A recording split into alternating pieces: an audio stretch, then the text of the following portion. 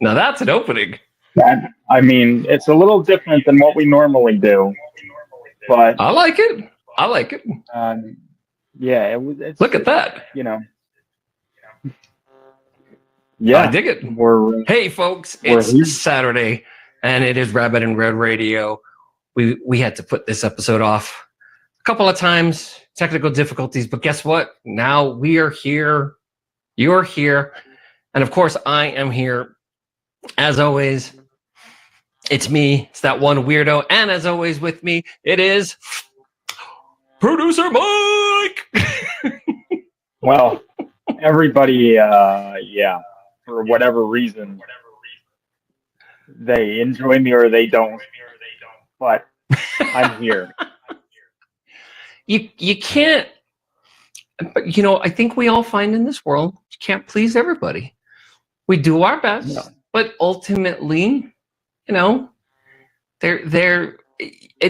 goes back to kind of like a buddy of mine in Iraq used to say, because at the time I used to have like a Big Jones for like Angelina Jolie. And he used to say, even Angelina Jolie gets diarrhea. And it's like, number one, it's like, hey, thanks.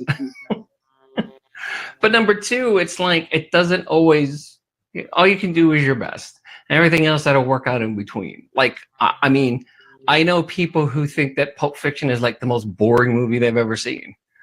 It's my favorite movie. How can anybody think that that's boring? I don't get it. I don't. I tend to agree with you on that one. Think that it's boring. There's no way that it's boring. Well, and that's one of those. That's one of those things too. It just reminds everybody. Like, let's put it this way. Believe it or not,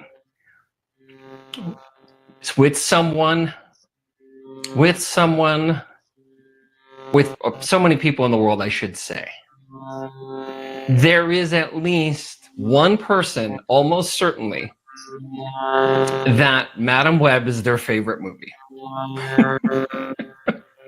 Well, that's yeah, that's a little worrisome, isn't it? And I can honestly say that I've never seen it. I just know that from what I've heard, it's not good. It is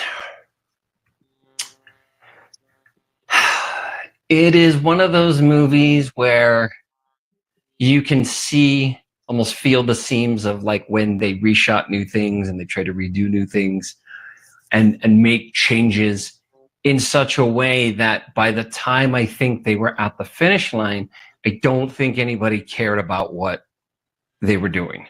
I think in a lot of cases, this is just one of those movies where they felt like they could pull it off and do it. So they did. And it's all product of, obviously, the Venomverse. And I actually am a fan in the comic book of Madam Web. So me personally, I was like, okay, they're obviously going to change things. They're not going to get this 100%. I have no doubt of that. But I also know at the end of the day, I'm going to give it a shot. But I also know me and my girlfriend decided in our infinite wisdom that we decided, like, let's go see how bad this is. Like, we literally made it a point to go try to see how bad this was.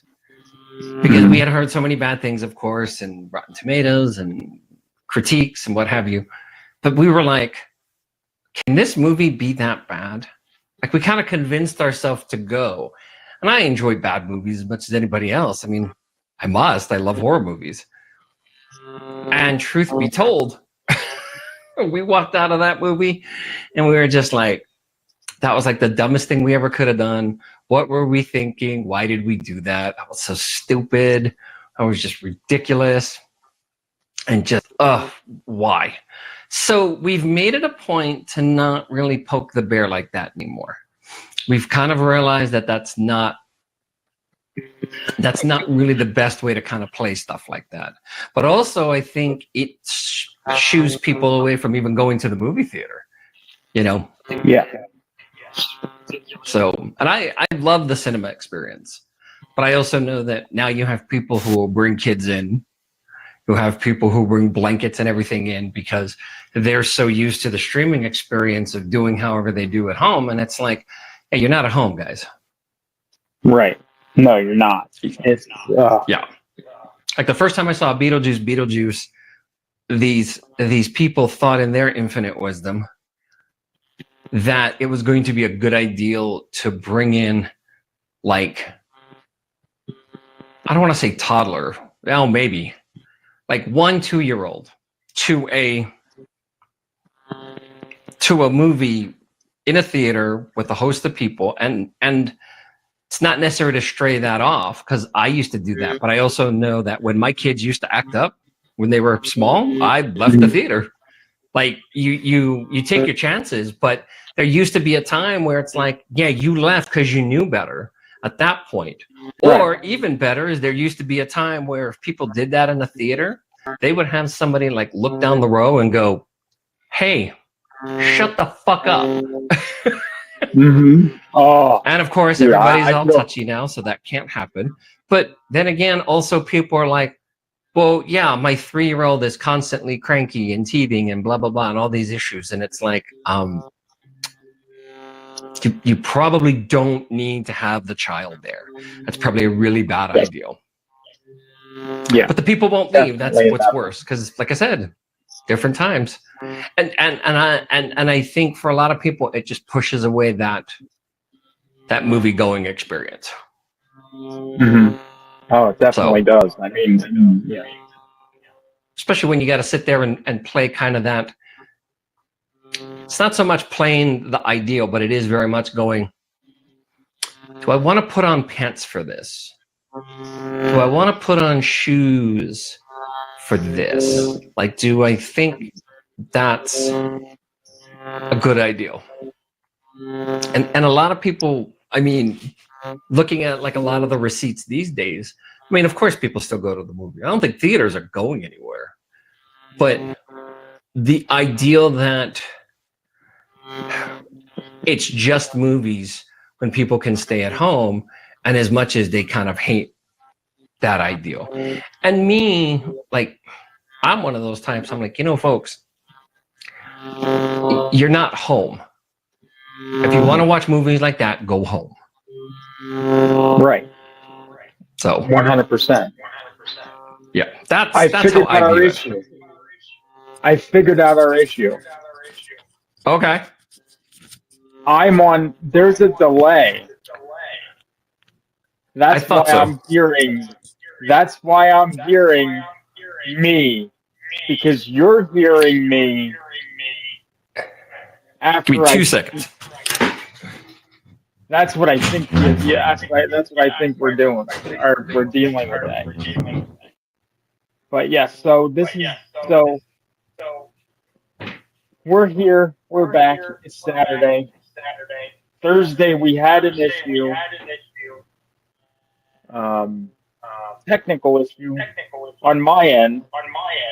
This is a new headset because the headset that I had on Thursday, we lost. We didn't lose it, but I lost the little dongle thing that plugs into the USB to connect it. So Theo couldn't hear me, so we pretty much shelved this thing at that point. But now this new headset does not have one of these little dongle things. I just turn it on and it says it's connected and we're good to go. So he went off and I'm here. I don't have a plethora of clips and such to play at this point because we're using one stream live now, which is I just don't have things loaded up with that. I know we're going to get into talking about Tony Todd later. He died Wednesday. That's strange that he died Wednesday, and then announced it yesterday. So I wonder what happened there, but that was very sad. I know we'll be getting into that at some point later. Let's see here, though.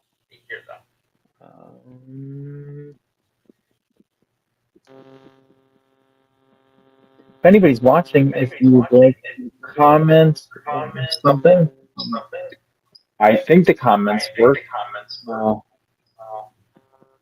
I'm trying to. Yeah, I'm pretty sure they do. We're not getting any, but if somebody would like to comment, ask a question or somebody like that, please feel free to do so. Ooh. And I'm back. I am so sorry about that. Ooh. Ooh. We're back. Let's just say my energy drink kicked in a little bit, and I'm glad I took the microphone off because I don't want y'all to hear that shit. Yes, that was great. Ooh, when did I eat corn? Well, see, I don't eat corn. Corn to me is disgusting. I can't do it. Really? Like if it's corn in popcorn form, I can eat it. If it's not in popcorn form, I can't do it. Like corn, just like corn on the cob or something, or if somebody has it like for dinner and it's on their table, the smell of it will make me gag and almost vomit. And there was a Thanksgiving probably about almost 12 years ago, and we were at my grandparents' house, and my cousin decided to get a little kernel of corn and throw it at my face, and it hit me. And I started gagging and almost threw up all over the food on the table. Oh, wow. Yeah. Dang. I actually like corn in almost all of its iterations for the most part.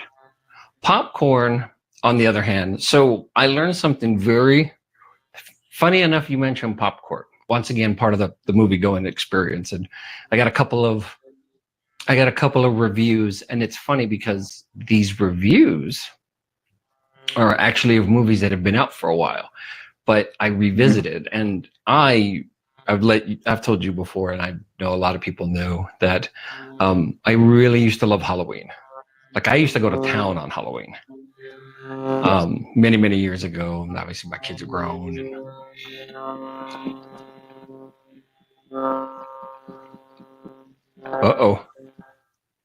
Oh no, we're here.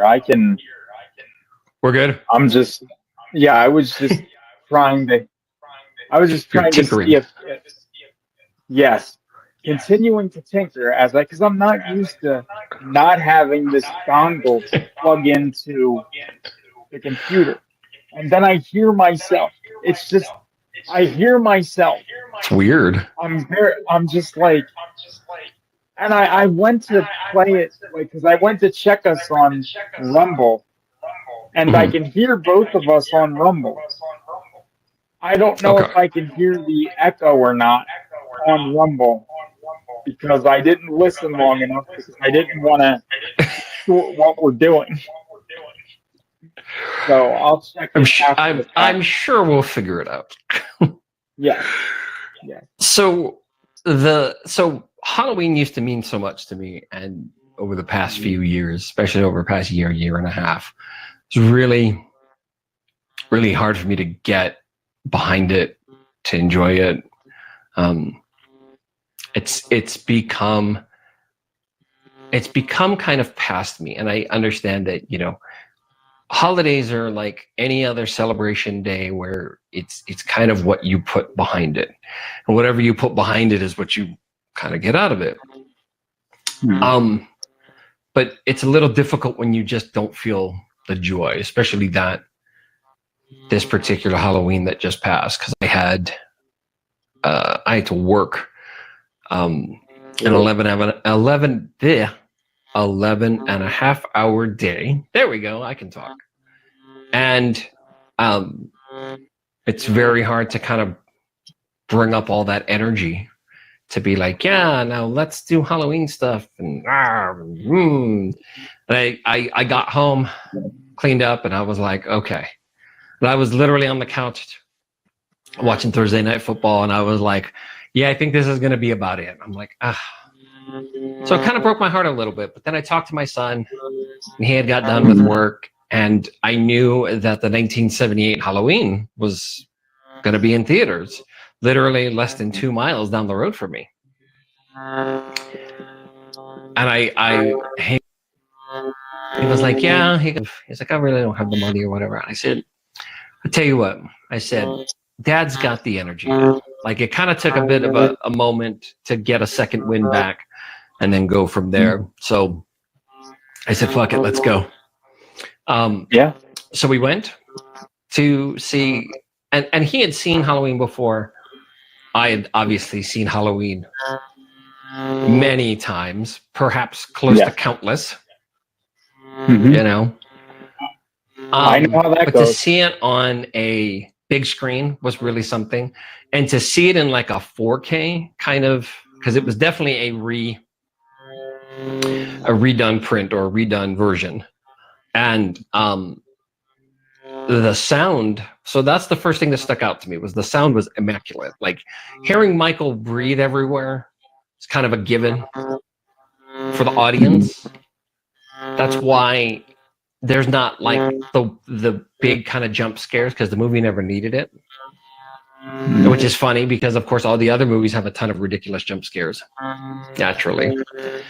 But the sound was just absolutely impeccable. And especially in like a theater experience, of course, you know, the sound should be. Second thing was, you kind of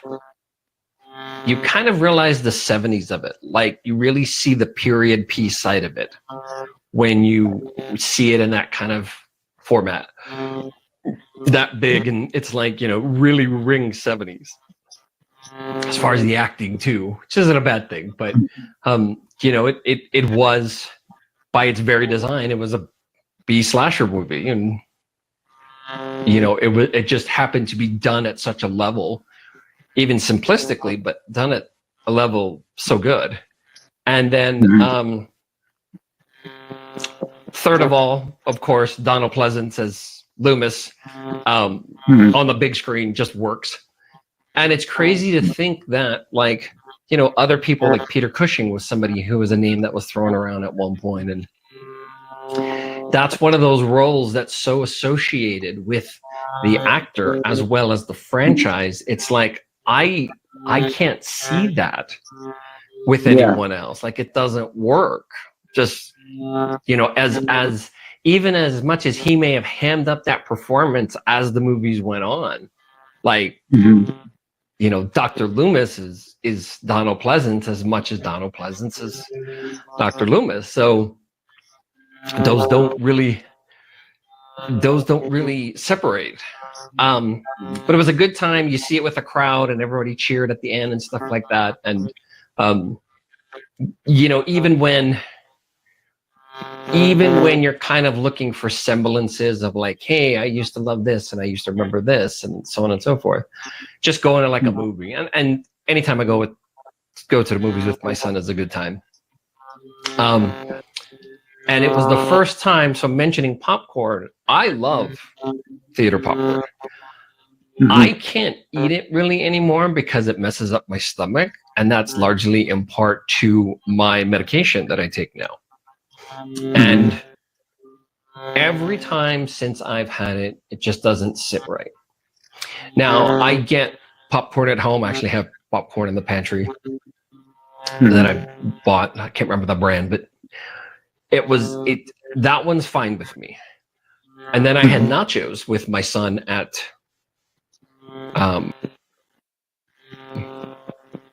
so you know, I think to celebrate like a a holiday as you get older or as times change, you have to kind of change with them. Because even when I used to go to the movies and not be hungry and buy popcorn. Right. It's like it's another point of just being synonymous. So, and then the second review, talking about a actor who's synonymous with a role and nothing but, and I know we had this conversation a little bit, but would you believe it's been 10 years since the first John Wick movie came out, folks? I know. I still can't believe that. Holy shit. 10 years. We've had 10 years of the Baba Yaga. I mean, where does the time go? God damn it. Tell me about it. Well, I had a daughter get married. This past May. Like, 6 months they've been married now. So, wow. Yeah, I mean, that question, where does the time go? Oh, believe you me, I ask that more often than not, especially these days. Definitely. It's something you can't get around, and it sucks because I can't remember the name of the page, but there's a page that literally does that, where they're like, hey, this album's 20 years old this year, and it's like American Idiots on there, and people are like, what the fuck? And it's like, yeah.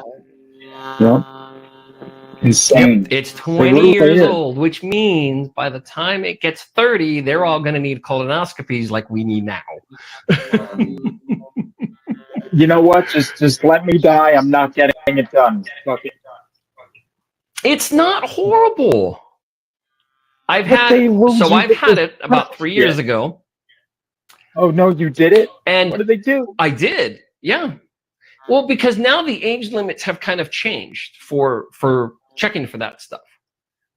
And part of it just has to do with, I don't think it's just age, but I think it's now where a lot of our food and a lot of our environment is, or now we have to check for this stuff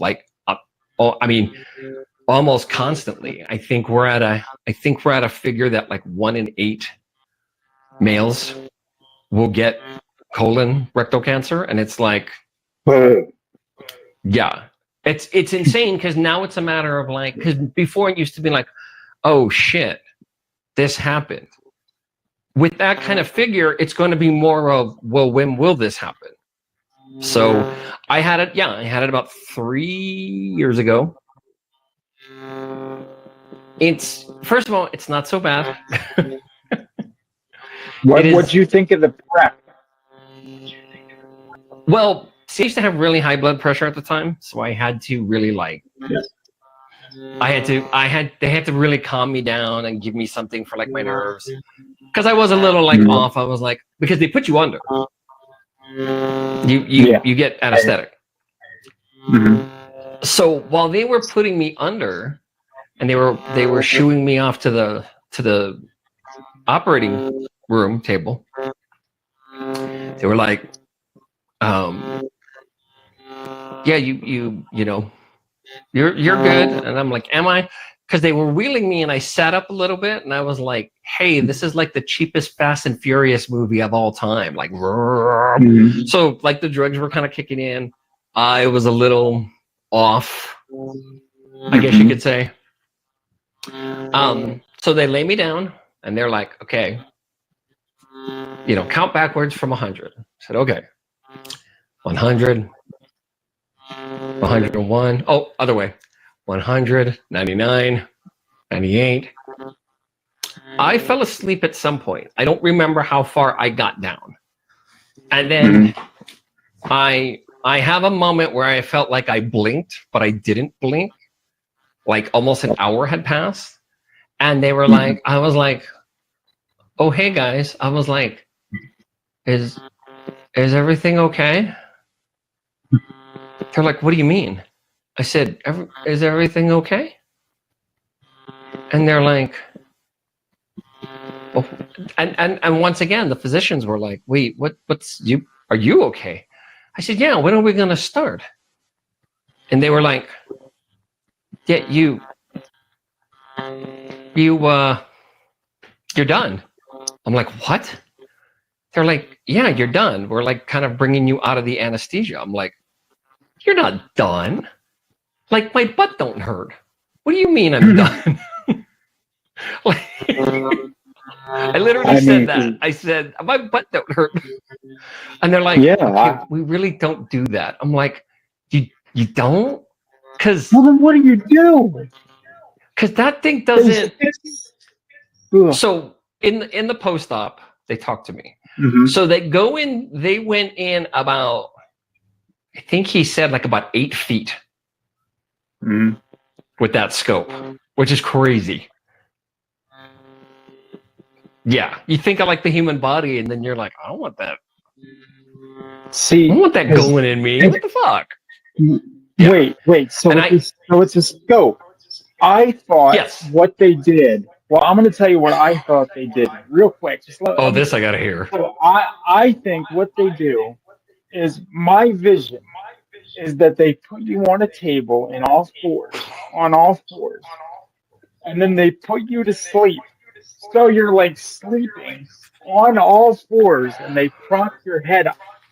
And then what they do is they open up your anal cavity, and then they jam a fucking probe up there, and it's like, ooh, and you're like sleeping, so you don't feel anything. But then that's why you wake up and it's all sore and shit afterwards. Well, see, you're like part little, very little part, right? And kind of wrong. So they don't prop you on all fours per se, because they actually have you like on the table, and they basically can like move you if they need to. But basically, it's a scope that basically they use to kind of go in and look around and see what's there. Right. So I had everything looked fine except for a polyp. So polyps are precursors to what can lead to cancer. Is it 100% that a polyp will lead to that? No, but it's a pretty good indicator of what can be possible. Right. If not careful. And while they're in there, they laser the polyp, so they lasered it, and they told me that I was good for like a few years, but they have changed the time now. Yeah. Of when. So I actually had to do a home kit that I got from the VA. Whoa. Like, oh, freaked out.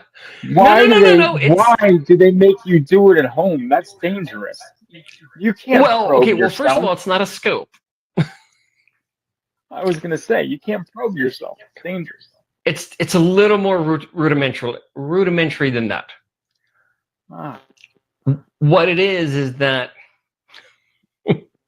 So wait. So rudimentary sense of right or evil, of right or wrong, good or evil. I'm butchering that. Sorry, Donald. Continue. I fucked that up. Go ahead.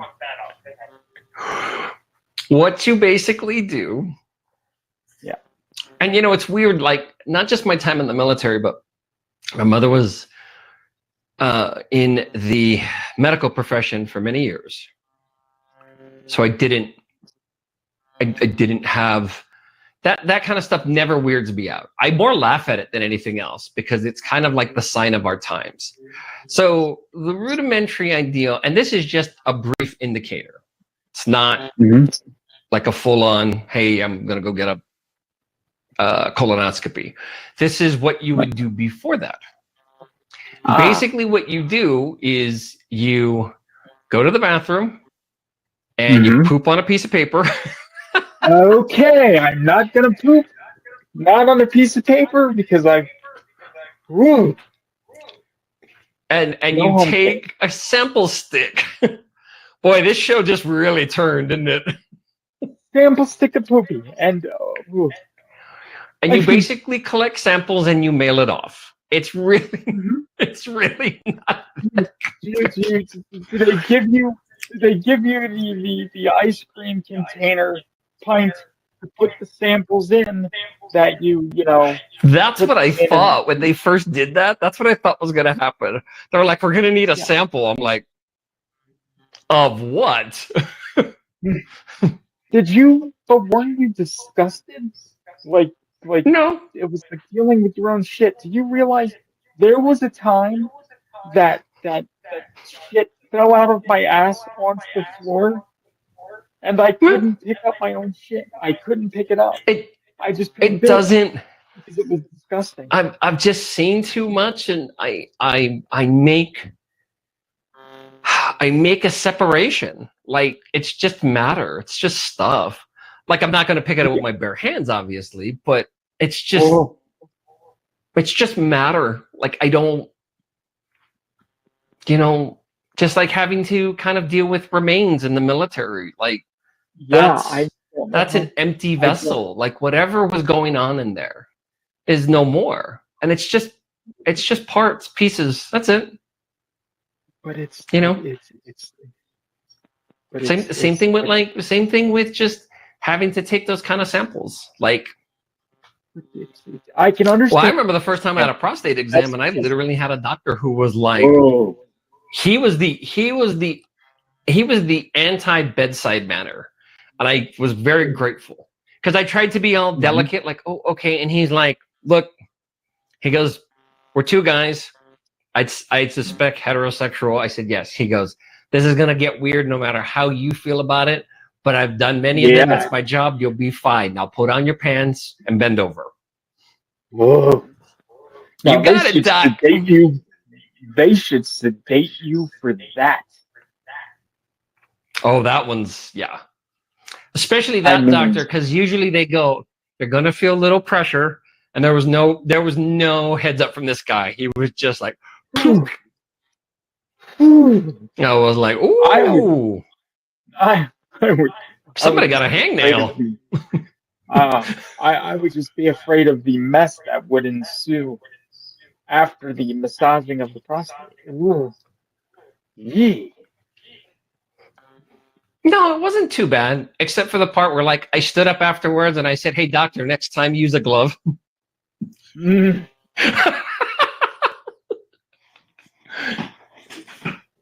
Did he wait too? So wait. No, he did use it. Oh. No? No, then he looked at me, he goes, what doctor? That guy will be in 10 minutes. Whoa. You know, I'm never getting this shit done. I'm gonna let it kill me. It's gonna kill me, Theo. Listen to me. If this network goes defunct in like 5 to 10 years, you gotta be able to laugh at that stuff, especially when you're talking about like bodily fluids and organs. Like, some of that stuff is just, I mean, by its very nature, it's uncomfortable. But I'm laughing 100%. But but like, this is yeah. What doctor? I just think but I saw John Wick, the first one, again in the theater. Oh, you went to see that for the 10th anniversary? I did, and I gotta say, like so many movies where they're kind of this passage of time. And, in the case of Halloween, it was harder to gauge. Because it's been out, like, its anniversary is like 46. So I was a small kid when it came out. But in the case of John Wick, it is very much a case of, that was 10 years ago. My kids were in high school. I was still active duty. And what was interesting, too, is I hadn't seen the first one in the theater. I've seen all the other ones. And I remember specifically what I thought was funny. So in 2017, I actually had to go, like, okay, I knew a second one was coming out, and I knew it was a sequel. I was like, okay. But then I remember watching the second one and loving it, of course. Right. And then turning around and watching and then I watched the first one again. Like I knew that they were building it to a franchise because it had enough success, but it was still kind of like, oh yeah, okay. And no offense to the character, but it's like, is he still not over the dog and car? Is that still a rub? We're still doing that. We're still, and it's become about the principle of it. And I mean, it was kind of from the start, but watching it in the theater again really made me, kind of realize and reminded me that like the first movie is almost like it's almost like a super well executed action movie. And that's not anything against it. Like visually, it still looks great. That first cast was quite good. Obviously, as movies kept going, they added on more people who decided to be, part of the franchise, like Lawrence Fishburne, right, as well as Halle Berry and Clancy Brown and Bill Skarsgård. Like so many other people have now kind of come into play of it. But it is so weird looking at the first one and thinking, like 10 years ago when I watched it, I was like, okay, that's cool. I dug it. And I didn't, it's not that it didn't resonate, it's just that I didn't get franchise out of it. Like I could tell that there was more to like the world and the Continental and the High Table. And even after 4 movies, we still don't have a lot about the High Table, and they haven't expanded that world. And not that it's a frustrating franchise. Like I enjoy the movies, I own all of them, but John becomes his own enemy very quickly. And it keeps turning into well, how's he going to get there? How's he going to get there? What's the motive here? How's he going to? So it's very unique to kind of see where they intend to go with this franchise. There's a spin-off movie coming out next year, where of course Keanu has a cameo. Because 5 is coming out next year. 5 is a bit of a sticky wicket because number 1, there's actually an anime that's coming out now, and it's going to be a feature that's going to be done as a prequel, how we actually see John leave the life.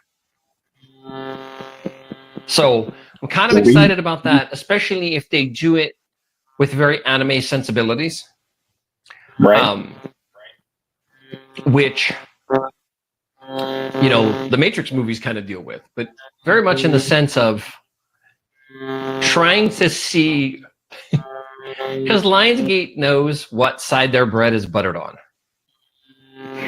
And it is very much one of those things where you have to, I sooner or later, we've talked about it before here, and you and I both know, especially in the realm of horror, but in any realm, as far as like a franchise, the more you drag them out, the more the audience is going to feel like, okay, we get it. You're trying to get, like, you're trying to, and it doesn't bode well for your franchise, and it doesn't bode well for your audience. Like, there is some inherent value to making people wait.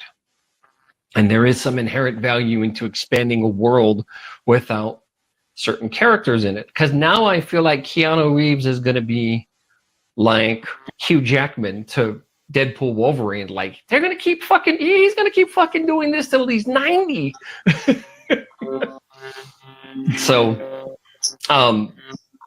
But watching the first movie again, I love how it stands up as this fun little, enjoyable little B movie that's just done really, really well. Keanu knew a lot of the filmmakers from like Matrix and other productions. So he joined the movie so he could help them get it made. But here's an interesting little tidbit. So at the end credits of the first one, there is a name that people did not expect to see, but it's there, Eva Longoria. I didn't even realize that she was in that, and Well, she was actually a co-producer, and one of her notable tasks that now they talk about 10 years later is that I guess there was an issue where the production was going to be shut down unless they came up with $6 million. They needed to be able to come up with a lot of money very quickly, or at least be in a position to kind of keep the production going. Well, Eva Longoria, to her credit, had that Real Housewives money. Yeah. I mean, that's huge money. And she cut a check for $6 million without breaking a sweat. And she came in and she basically saved the production. She still gets royalties and residual checks. She has, I think she's made something in the ballpark of over 20 to 25 million on her $6 million investment, if you will. So, wow. Yeah. And also, so the movie was originally titled Scorn. That was the name. That was the name that I think it was originally given when it was written, and that was the shooting name when they were doing the production. The reason why it changed to John Wick is because Keanu in interviews was asked, "What's he doing now?"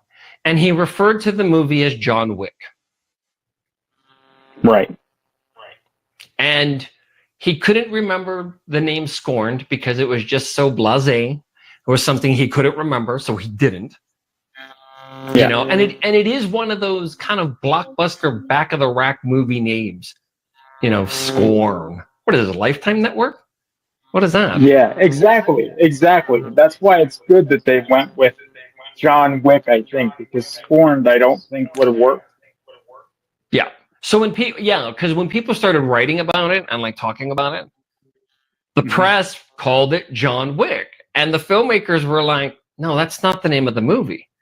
But John Wick stands out more than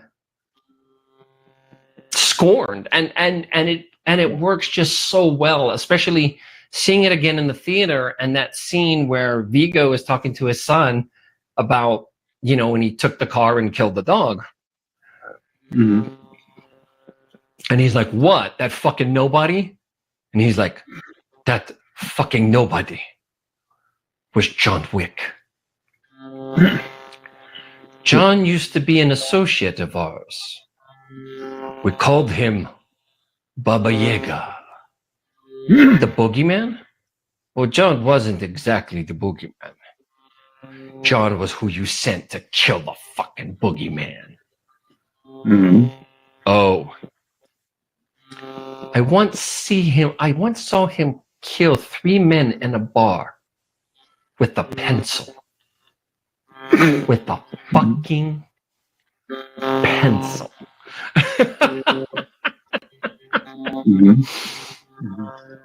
I just keep thinking of Scorned 3 Parabellum. That sounds terrible. Yeah. See, there you go. Never would have worked. Well, and it gave very quickly. It gave identity, especially when the movie kind of unfolds, and then you kind of look at that name, and you're like, you know what? That actually works really fucking well. Who the hell was going to remember Scorn? Not me. Well, but John Wick, the Baba Yaga. Yep. You have this connection to all of that quickly. The issue that certainly doesn't help for Lionsgate is that their leading man, the man associated with it, and he is still awesome. There is no doubt about that. But he just turned 60 years old. Yeah. Yeah. Look at Keanu Liam just Neeson. turned 60, and he's still fucking awesome. Yeah, he can. I mean, because really, like I said, Liam Neeson is how old? And he's still doing these things. Yeah, and it's crazy to think that it's not that he's shying away, but I think because, well, let's be honest too. One thing people don't maybe realize or think about,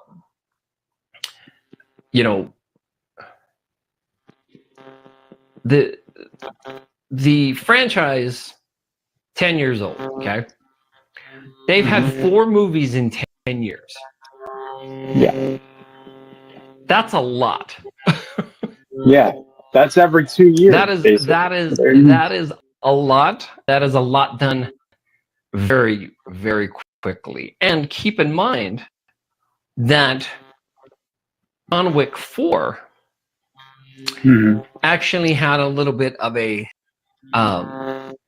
time snag. It had a 4-year gap, but because of the pandemic, we had, you know what I mean? We literally did have this kind of point where that production had stopped and then started again, like so many other productions. Right. So it became, that one was actually supposed to come out sooner, and it didn't. So once again, you're kind of in this space of like 4 movies in 10 years. And that's supposed to kind of be your franchise. And it makes me kind of wonder what the pivot is. Because eventually, and as like I said, as much as I love Keanu, unless he's going to be like Winston or something, you know what I mean? Where he's not in on the action, but he's somehow a part. Yeah. And for those who have seen the 4th movie, and yes, there was a tombstone, but you and I both know we didn't see a body. So guess what, folks? It's open-ended. I still didn't see 3 or 4, so I have to catch up. Oh, okay. Well, whoops.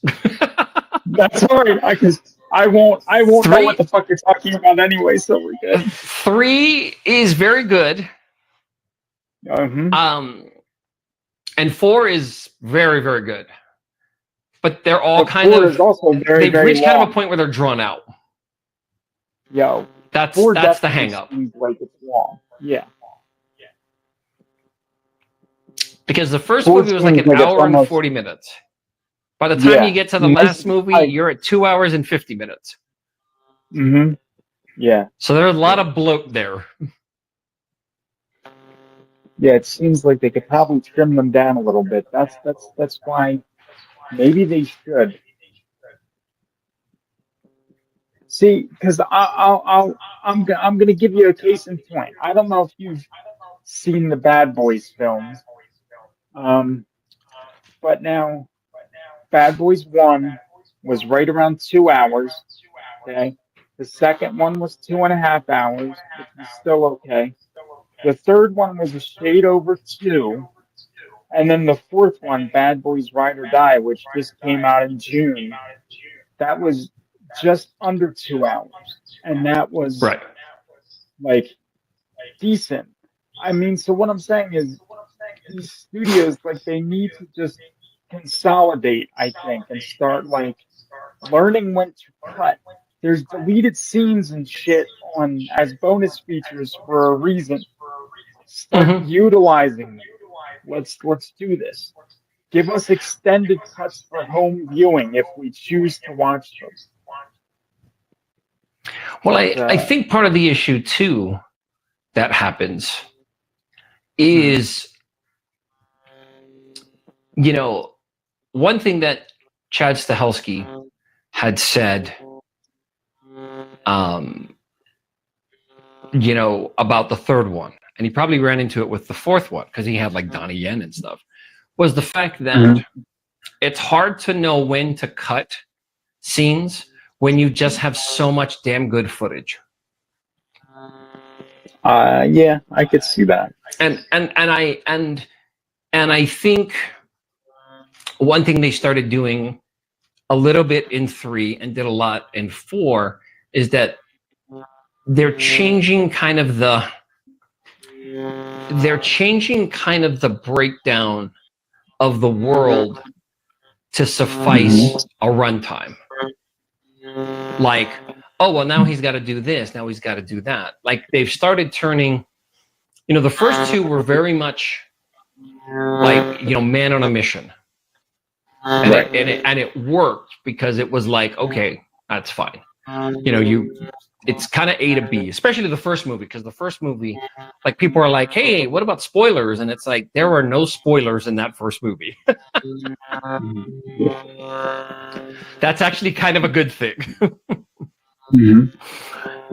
3 and 4, you know, 3 starts kind of in one direction and works, and then goes and turns very much into like fetch quest land, where it's like, go do this and go do that and go do this and go do that and go do this and go do that. And some of it works, some of it doesn't. But that even has like an ending that's pretty open-ended, but also like, okay, like you gave it like an end. And then in the fourth movie, like almost the entire thing is a fetch quest. And it is kind of to the point where it's like, well, now it felt like, especially at one point where you're just kind of like, and like I said, I was never bored, and it was never like, oh, fuck this. But it was a bit of that, okay, now you're putting roadblocks in the way. You know, now you're moving the goalpost just to necessitate something else for the main character to do. And after a while, it's like, okay, now you're just, you know, you said what you said, you did what you did. Okay, move on. Oh, no, wait, but he still got to do this. No, he didn't. Like, you didn't mention that like 2 movies ago, but now it's a thing. So it's very much at that margin thin point of being redundant. Like, you're right there on kind of that redundant point of just where it's like you're getting tired of it. It's like, and we're done. Like, okay.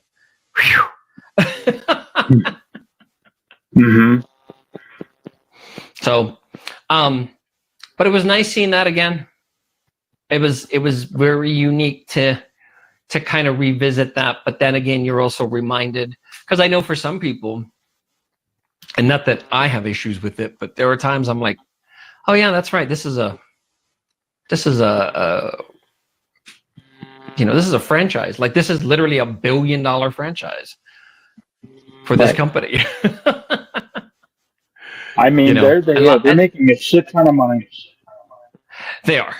And now it's going to just be kind of interesting to see where Lionsgate goes next. Because Keanu can't do them forever. I wish he could.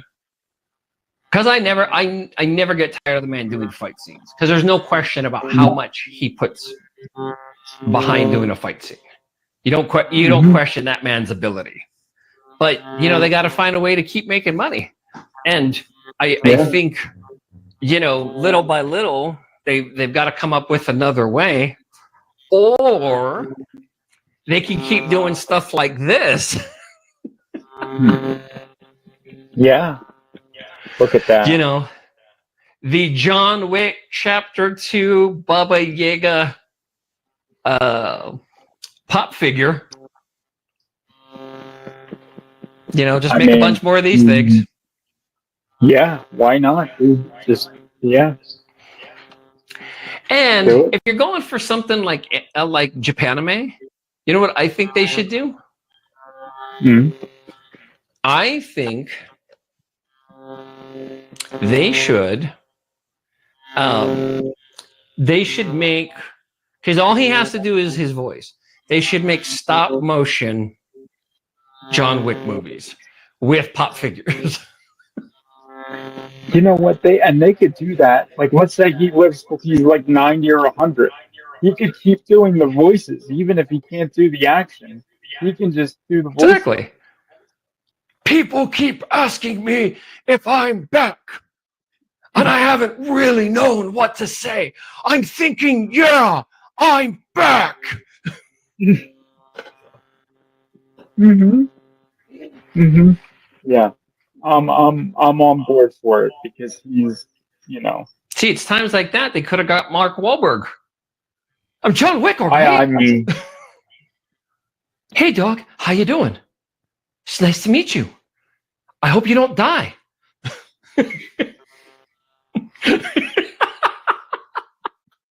Spit take! Spit take! Hey, car, you're really nice and shiny. Hope you don't get dented. Nice to meet you.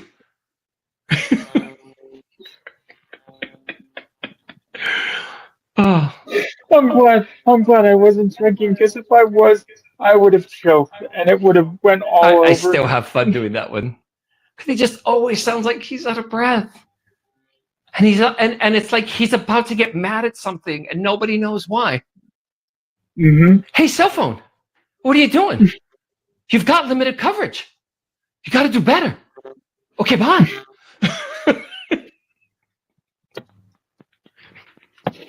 Oh, shit. He's just kind of weird to me. I hate to say it, but he's a little goofy. He's a little goofy guy. Yeah, but oh my God, you hit it. You hit the nail on the head with him all the time, every time. It's like, holy shit. Think about Pacino doing it. So apparently, and this, what's a Baba Yaga? I don't know what that is. I know about Alibaba. What I don't know is a Baba Yaga. All right. So they shot my dog. Why did they shoot my dog? All right.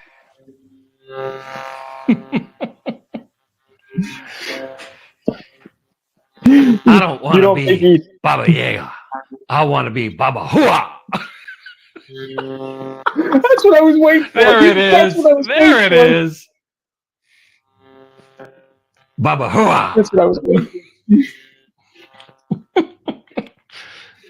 See, Al was made to join the military instead of hoorah, hoorah. Oh shit! Hey, you know what? Speaking of energy drinks, because you drink energy drinks, right? Did you know that they have a Slimer energy drink? I did see that. Yes. You noticed? Okay. Now, I heard, I read. Well, I didn't hear, but I read on Facebook. Somebody said they tried the Slimer energy drink. They said the taste is okay, but it smells horrible. What's the company that makes it? That might be part of the issue. I do not know, and I'm wondering. You know what? I'm gonna look it up right now as we're talking, because I'm curious. So mostly I go with like Celsius, and I like Gorilla Mind because it doesn't feel too like, you know what I mean? You don't feel like super jittery, and the flavors are super good. They just came out with a lemon one, and that is really tip top. The lemon is really good. I like the orange. the strawberry brewery, I was hoping to like, didn't really do it for me. And they have a cherry vanilla that I really like. Yeah, this is EHP Labs. It's Oxy Shred. That's why. So I hear, and I haven't tried it. Yes. So there was a there was a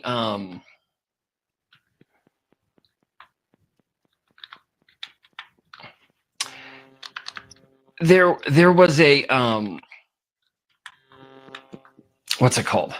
There was a sale on Amazon for like Oxy Shred by the case, and it was like super cheap. And I went and I looked the stuff up. Yes. And everybody, yeah, there it is, the Slimer one. Oh, I know. Everybody says, everybody says similar things. That it is very good for what it does. Because it's not just an energy drink; it's also like a thermogenic. So it's like for working out and stuff like that. Thermogenic. Yes, it's to kind of boost your blood flow, help burn fat, supposedly. But all I've read about them is that they taste horrible, and they taste like there's fish in them. Ooh. Yeah. Ooh. And I don't know if that's changed. Okay, so let's see. That's just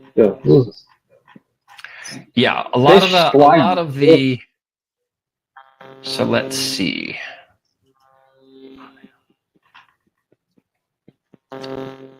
Yeah, so 12% is a 1-star rating.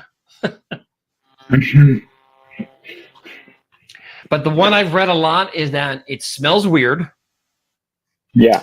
It goes down okay if you can deal with the smell.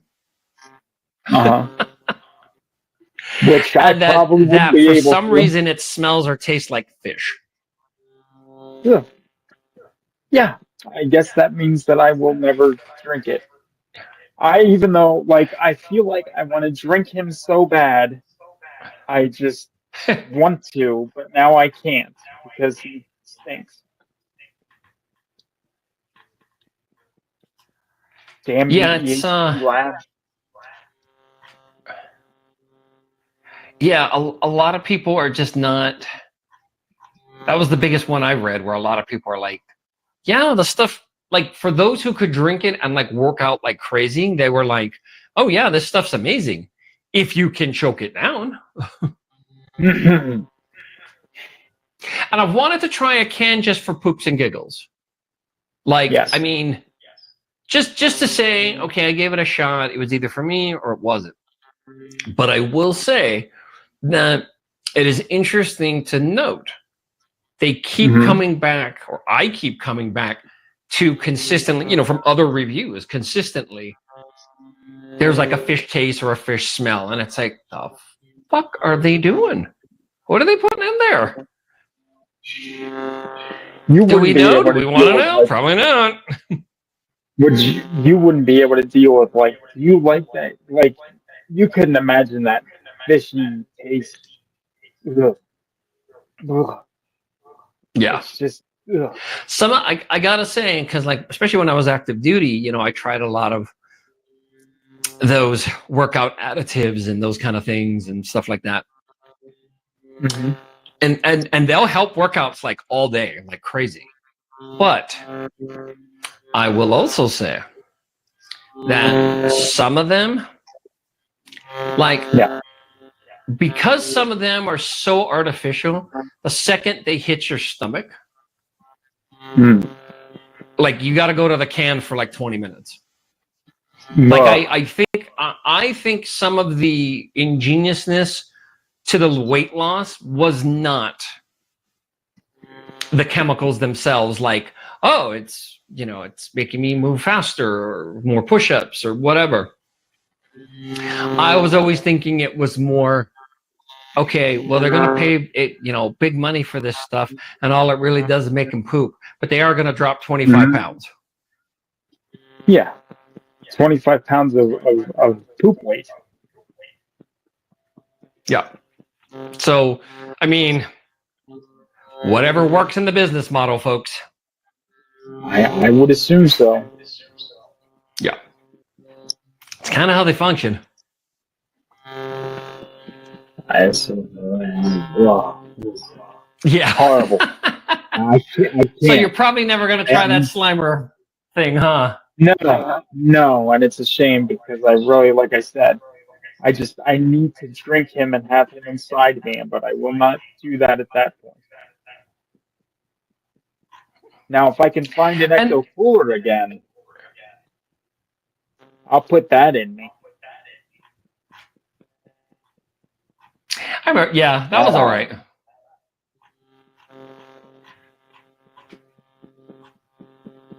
I look at like these supplements and stuff. Mm-hmm. It's kind of crazy because like I used to live on some of that shit. Wow, yeah, and it's super pricey too. Oh yeah, I noticed like with that for like a 12-pack of those, like almost $24. I'm like, okay, that's a little bit like, wow. Yeah, and think about that. If you drink one a day, I remember being on, what was it? No Explode. I was on a couple things and then like protein shakes, and that shit's like $600 a month. Yeah. Oh, like yeah. If you kind of go for it, and I did that for a little while, but it's not. It's on deployments, it's easier to keep up. It's not as easy to keep up when you're back at like home station, unless you have the kind of job, and it's the kind of station where you don't have shit to do. Right. So, well, like Hill Air Force Base, Utah is like that because the place is a fucking dunk hole. It is. It is. I got stationed here. My career went to shit, and this isn't coming from a place of like angst. I know someone might make the confusion of, "Well, you sound bad." It's like, no, not anymore, because that was like 9 years ago. Can't hold on to that much anger, but it is still accurate. Yeah, I mean that it is a base that exists for some reason. It keeps coming up on the BRAC list, and they try to keep it around, and they do. BRAC list is basically where they basically visit your base, they take a look, and they basically decide whether or not the base stays or goes. So it's kind of like, like audit, cost cutting kind of stuff, and it's been on the BRAC list a few times while I was even stationed there. So you basically goes away. What are you gonna do? So you ended up in Utah. You ended up in Utah there 9 years ago, and that's kind of like you've just been there ever since. I got here actually in 2008, but I retired about 9 years ago. So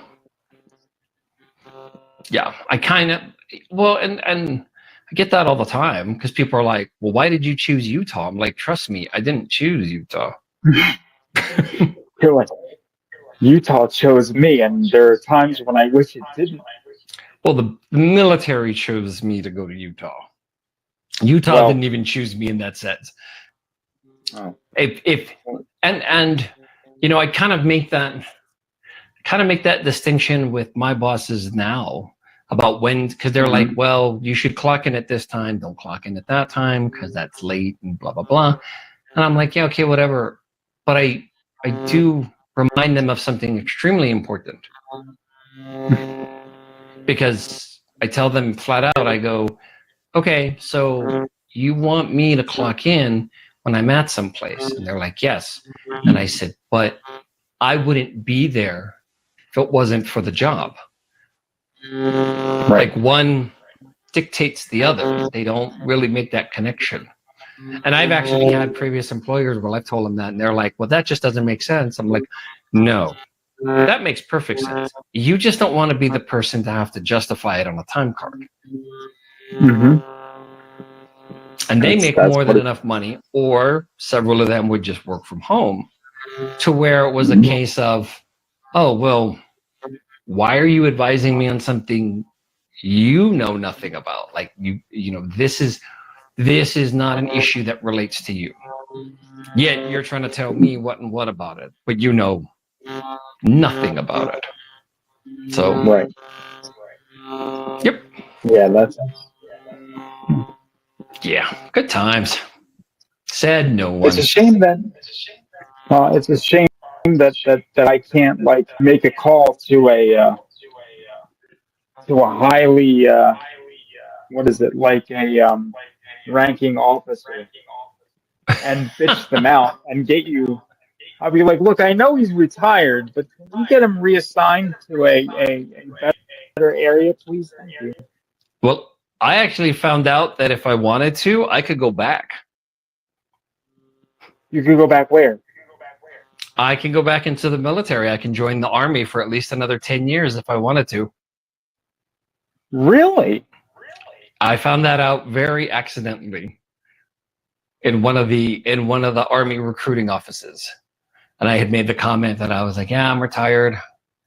Kind of miss this. You know, I wish. And the guy goes, well, how old are you? And I was like, why are you so personal, bro? Like, all up in my business. What do you mean, how old am I? How old are you? But the point he was making was they changed certain age limits to come back in and ways to come back in because they've been so low on their deficit for so long. Or they've been in a deficit. They've been low on their recruiting numbers for so long, I should say. So, yep. If I really wanted to, I could go back. Do you really want to, or do you not really want to, or? Wish I knew the answer. I know what it would mean going back, and it's not that cut and dry. Right. Because I was younger when I first went in, and now things are a lot different. So it's not that straightforward. But two, you know, just so much of my life just made more sense. I don't know if that's a good thing or a bad thing, but a lot more of my life made more sense back then. It really did. I wish that it was different, but I also know, I think deep down, like if I went back, it would mean that I would have something to prove to either me or someone, mostly me. I don't have that. I don't really have that piece of me to where it's like, well, I have to do this to show this person this. And it's like, no, I fucking don't.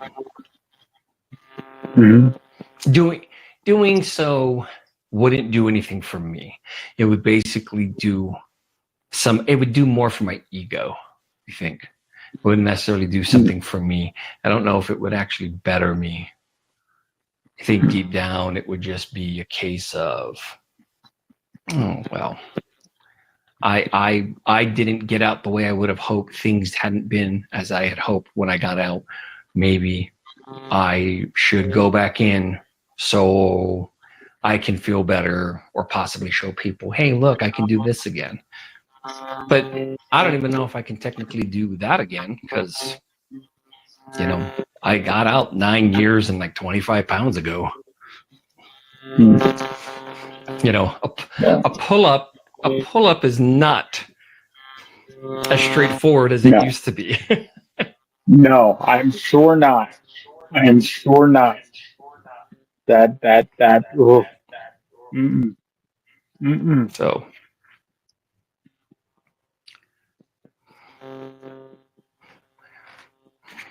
Oh. yeah, You are needed here, so please. It's a nice thought, but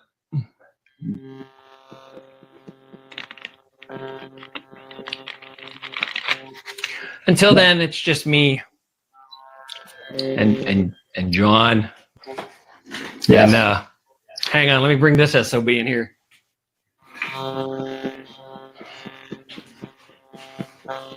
And this son of a bitch. Yes. Oh, why is his head turned? Did I? Oh, wait a minute. Okay, he's good. I want to play a game. You did. And you did see Saw for the 20th anniversary too, right? I did. I saw for the 20th anniversary. That was another one I had not seen in the theater when it first came out. I remember hearing a lot about it because some of the pages I used to follow at the time, like Ain't It Cool News, Dark Horizons, all those guys, especially Dark Horizons. Before that POS got Me Too'd. But they saw it, I can't remember what film festival. They saw it at a film festival and they gushed over the first Saw. And it's crazy because half the budget, so it came in at like 1.4 million. $700,000 was their shooting budget. Oh shit. That half of it was literally put towards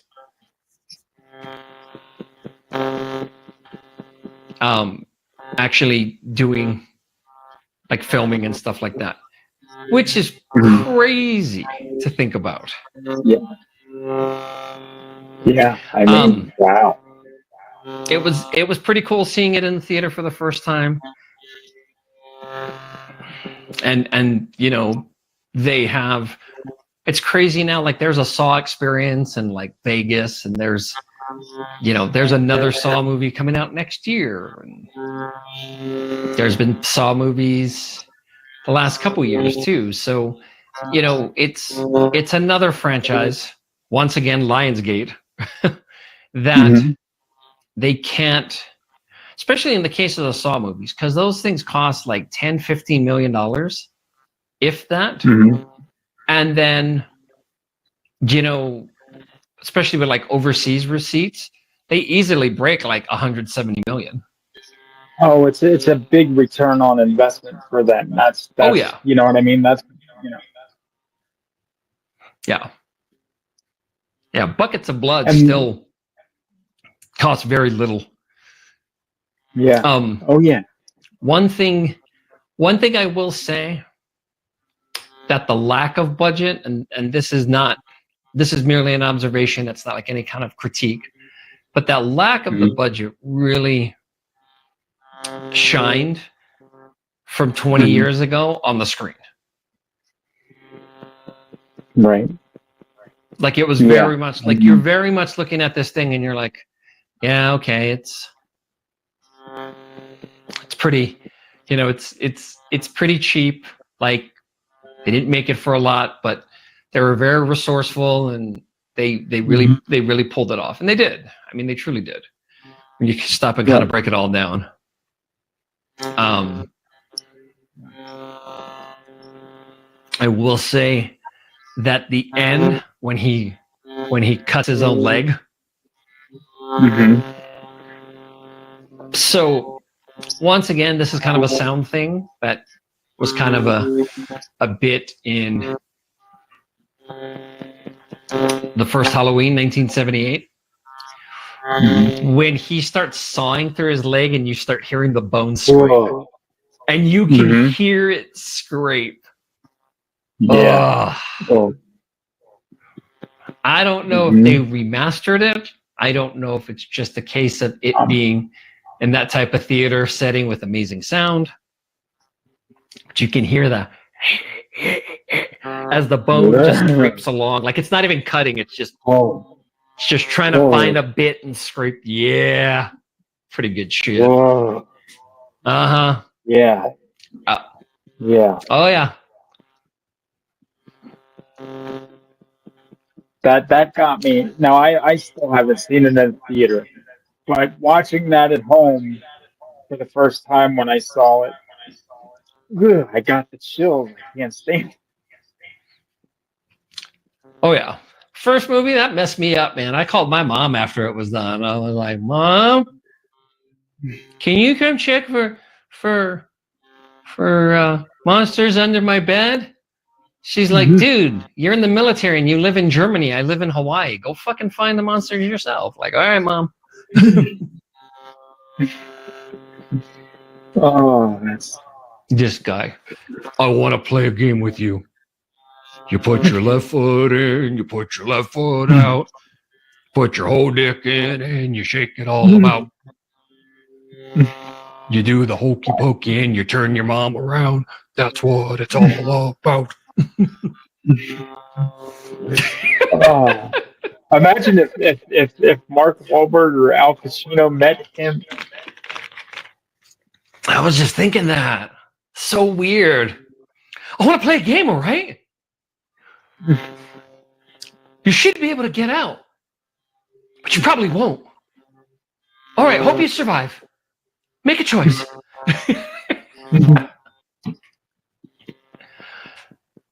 So you've got a hacksaw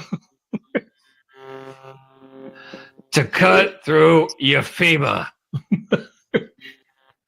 Can you cut through a femur?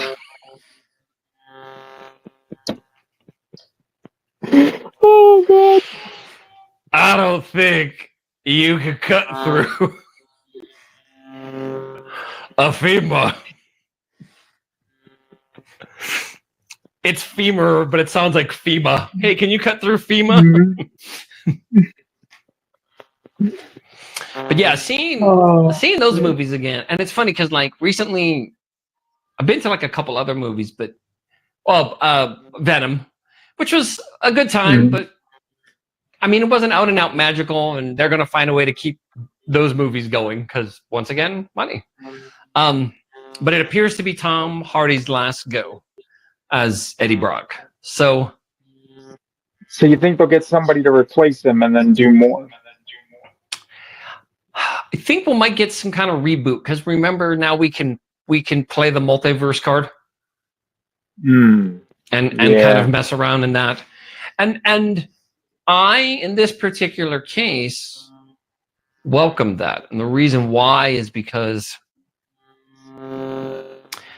the decisions they made with the first one, obviously they're not all perfect. You know what I mean? There's a lot of them you're kind of like, okay. But they decided to stick to what they did, try to make it a crowd pleaser, give Venom more of a hero's arc than a villain arc. Some of it works, some of it don't. But I had fun with that. And I actually had fun with the third one,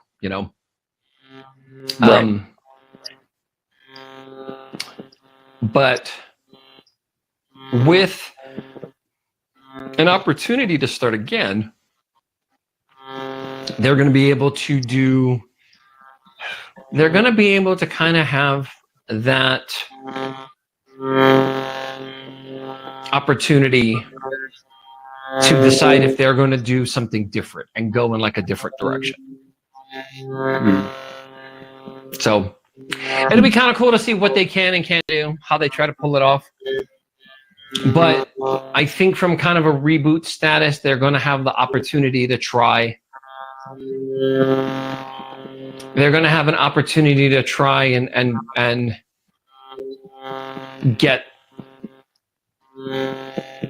get kind of a new perspective on it. I'm wondering if they're going to be able to get like an A-lister again. I kind of wonder if they're going to be able to get somebody to be recognizable, because I mean, when everything's said and done, I think Tom Hardy's takeaway from the 3 movies was like $80 to $100 million. Oh wow. Yeah. Yeah, that's And as a whole, like, you had, let's put it this way, you had the first one make well over 800 million worldwide.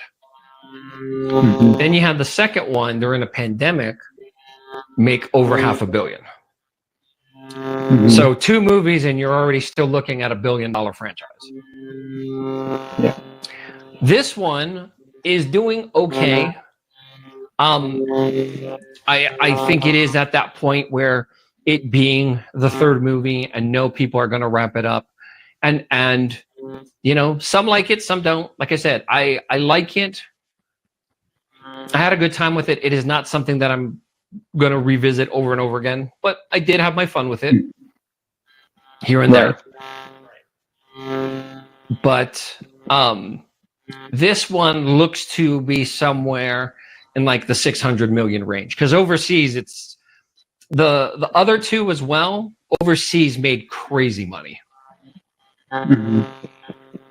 So this 3rd one is going to probably break like somewhere in the 650 million range.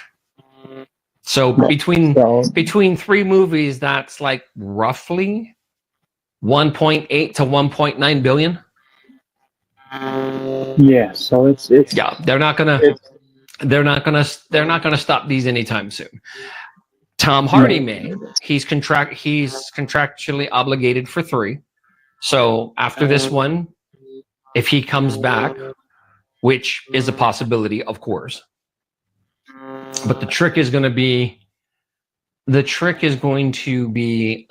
whether or not, one, whether or not there's something there he wants to come back for story-wise, which is hit or miss. Right. Because it's not like any of these 3 Venom movies had like massive story structure or anything that, you know, evolve. You know what I mean? We're not talking about like East of Eden or anything here. But I think it's also going to come back to, if Tom Hardy doesn't want to come back and Sony goes, okay, Tom, pick a number.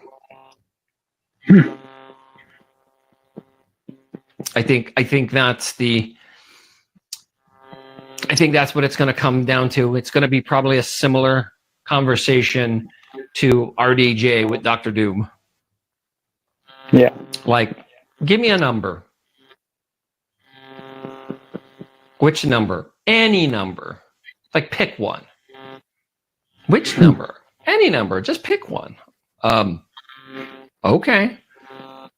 You know, and then they'll turn around and pick. They'll turn around and you know, he'll come back. I say if he comes back for a 4th movie, it won't be anything less than 20 to 25 million. Right. And do you think that they would only contract him for 1 more, or do you think they'd contract him for 3 more? Well, as much as I adore Tom Hardy, and I truly do, he's my number 1 man crush. He is kind of like in Keanu range, where he's not a spring chicken. So if you get him back, you better shit out those movies pretty quickly, number 1. And number 2, I think to lock him to another 3-picture deal, to possibly do 3 more. Because after 3, and the box office isn't just showing it, but you know, it wears its welcome a little bit. And that's why I said, if they have the opportunity to reboot, I think they should do that, because now you can change the direction of the story. You know, the Hardy Venomverse can go away, and it did its job. People were entertained, such as myself. Sony made money, a lot of it. Sony used that first movie to make Spider-Man villain movies for some reason, especially the way they handled some of these characters. Yeah, I got nothing on that one. And remember, we have got Craven coming out in December too. So. Oh, that's right. I totally forgot about that movie. I'm kind of interested, especially, and I've said it here before. There is a part of me with a lot of these movies, and further we go down the line, I'm starting to get a little dismayed, if you will, with a lot of this stuff, and finding myself in that position where I'm like, just stop. But I won't lie. There's also another part of me that, I look at Disney Plus and I'm like, oh shit. There's Moon Knight. Like 12-year-old, 11-year-old me who loved the character and used to be like, wouldn't it be cool if they did this? Do they realize how awesome that freaking character is if they were to do this? They realize how awesome fucking Doctor Strange would be if they did this. And that's what I come back to with a lot of these. Even though watching them, I like bump into them. I'm like, oh, fuck, they did this dumb shit again. Here we fucking go. But I cannot help but to go, wow, Craven is actually really awesome in the comic. He really is. Like, wow, if they don't fuck around, they can maybe pull that off. Same thing with Venom, especially when you look at Sam Raimi, the third movie he did, and how mishandled Venom was. Because Raimi didn't want him. Raimi didn't like the character, and it was like, no, you have to put Venom in here because, Venom sells comics. Venom is a character that's extremely popular, and you have to do it. And he did it begrudgingly, and that's why the character was so shitty. So even with these movies, good and bad, more bad than good, let's be honest. Because I didn't hate Morbius out and out, but I wasn't like, yay. It was like, okay, you figured out a Morbius movie. You didn't really nail it, but you did okay. And then in the case of, obviously, of Madam Web, which is like absolutely terrible on just about every single point. Part of it is the mishandling of the character. The other part of it is when you kind of like look at the story, you're just like, what were you guys doing? Because by the time they reached the end, what they were doing and what they started were two different things. But Craven could have a shot. Hey, I'm there for it. Hey, the con. Morgan!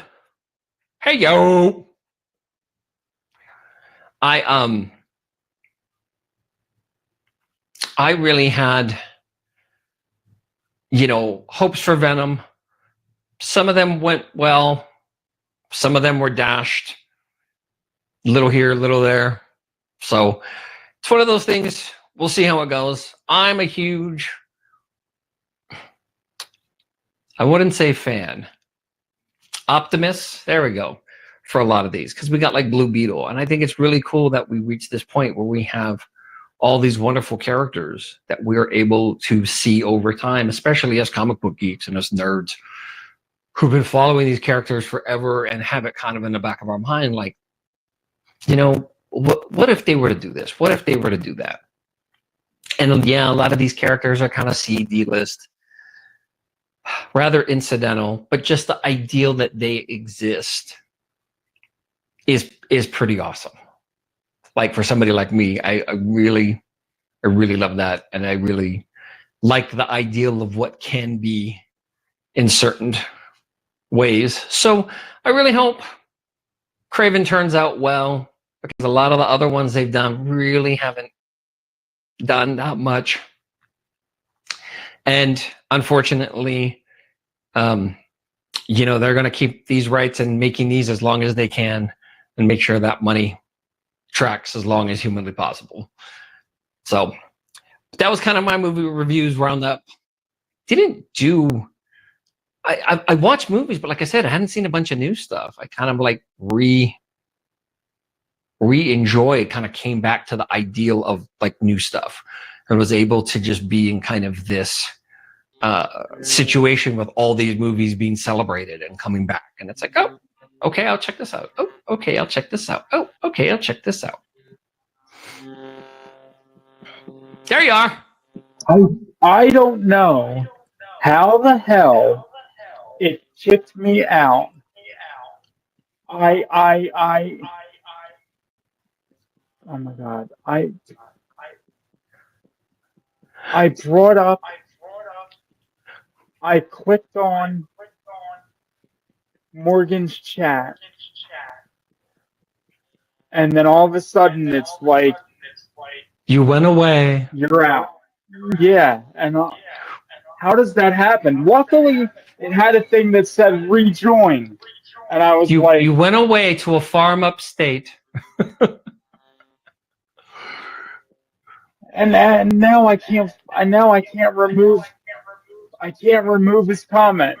It's like stuck, and I don't even see it. We are just batting 1,000 with this new tech. I'm so annoyed. Like, I don't. It's going over like a fart in church. I don't understand why it's got to be this difficult. Like, it should not be this difficult. You know, I'm going to agree with you on that one. It really should not be this difficult. Well, I kind of summed up my reviews, so it's a good thing you're back.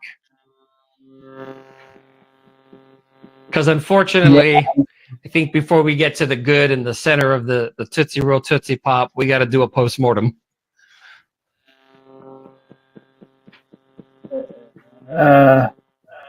Yeah, I think you're, okay, there we go. Yeah, it's not going anywhere, so it's just going to stay there. Now yeah.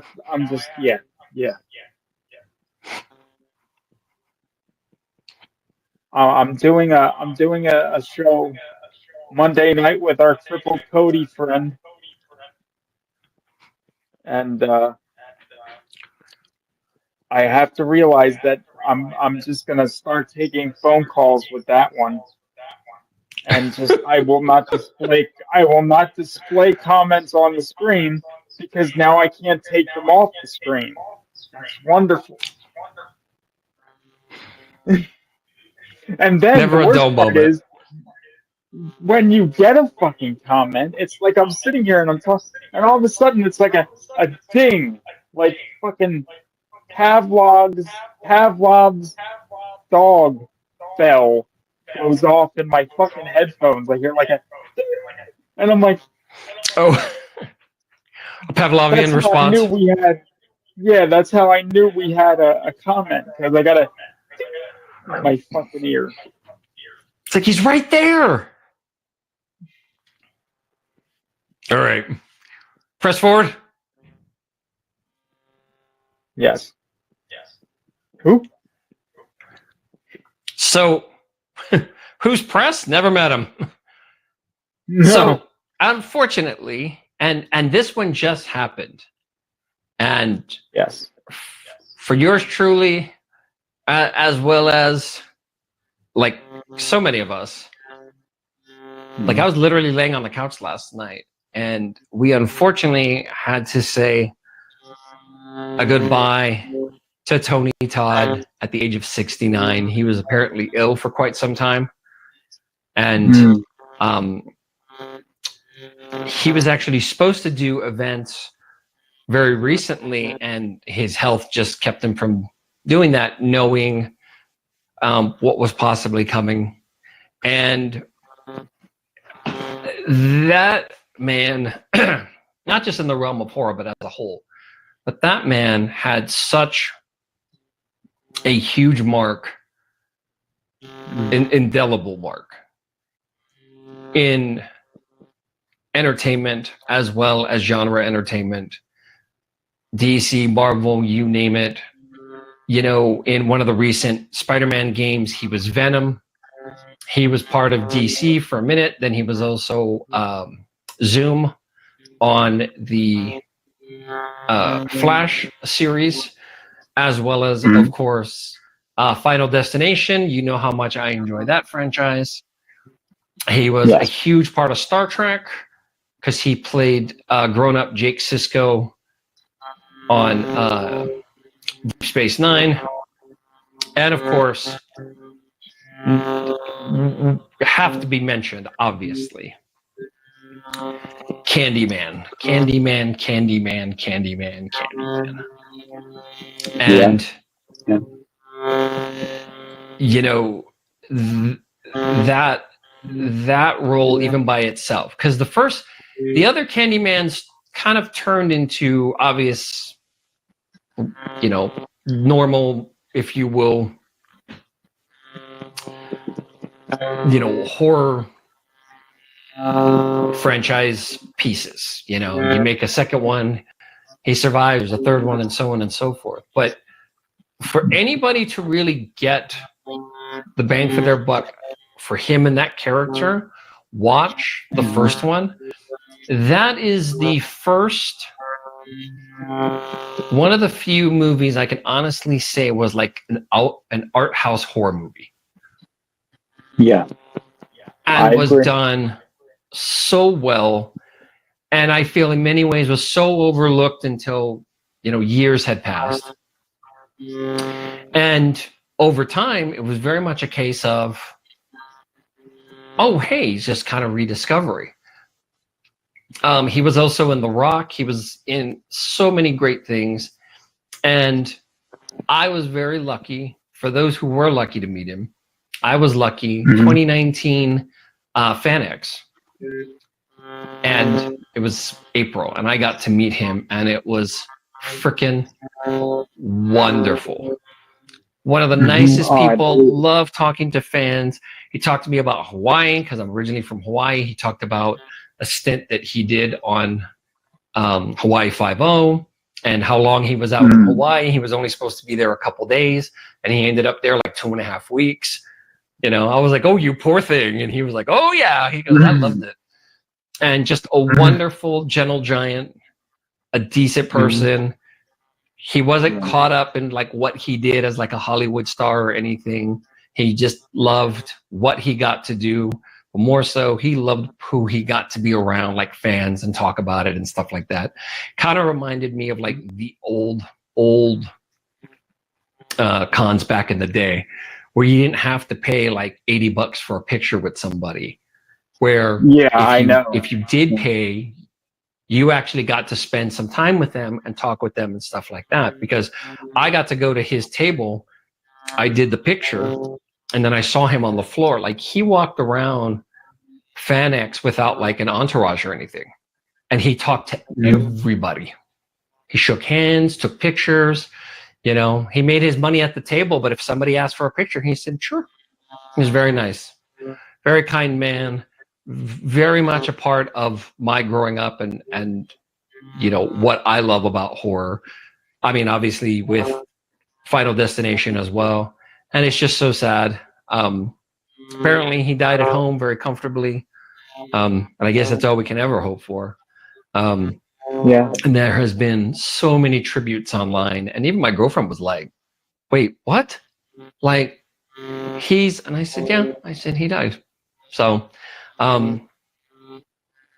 yeah, here's to you, good sir, and all the great roles. And I think it's like an IMDb, but I think he was like in over 200 roles, like between voice acting and, I mean, that man worked and loved working. He also introduced a comic book he had started here. Actually, it was two that he was working on, and he had done here, and he just loved talking about that stuff. He signed comic books. Just such a great guy. Loved what he did and loved the fans. And like I said, everybody who met the man, like even here and other places, like some of the other pages that I follow, you know, having tributes to him and stuff like that. And they're like, he was the sweetest guy in the world. Like, you know, like, you know, even with being ill, like he never really showed that side. And he never really opened that up. He never really talked about his family and stuff like that. He enjoyed his private time. And like I said, he was a guy who was such a huge staple as a cult figure, a great character actor, and so many recognizable roles to go with it. And also, like, so many of those great types, when you see them, you know whatever the role is, they've knocked it up like fivefold and just made it so much better. And that's what he did. That's what actors like that do with their presence, their ability. And then it was just kind of also kind of connected, if you will, to just a great guy who loved what he got to do. Yeah. And he seemed like that guy that was like appreciative. Like I said, once again, he wasn't that Hollywood up his own ass type of guy. He was very much like, I get to do this every day. And then I get to turn around and hang out with people who love what I do and are so nice to me and encourage me and all that. So, and like I said, even with him being sick, he never really let on to it. The only time it was really let on to is him being taken off of conventions he was supposed to. So I didn't even know he here's was to you, good sick. sir. I gotta say, he's like in my top 5 of meet and greets of all time. And I mean, for me, like, so we started Rabbit and Red as a horror podcast. Well, Vince, he was commenting back and forth on, the group page with me, and whatever. So when we made the move from Blog Talk to HorrorBid.com in like January of 2011, Tony Todd was like one of the first like bigger names that I reached out to his manager, and I was able to book him to like come on to the show as a guest. And he came on, he basically just called in because I just had like a Skype number at that time that he called in. And, but it was a 30-minute interview. We had him on and talked about a lot of different stuff. He was actually teasing some Final Destination 5 at the time, because I believe that it was right around the time that I think he was in production on that, where production was supposed to start soon at that time. But I remember he talked to us like we were like the greatest guys in the world. You know what I mean? Like we were a legitimate outfit. You know what I mean? Like he talked like we were real, like we were, serious horror journalists, and we were just two fucking guys just talking to him. And and even after the interview ended, we were still on the phone with him for another 20-30 minutes after we stopped recording. So nice.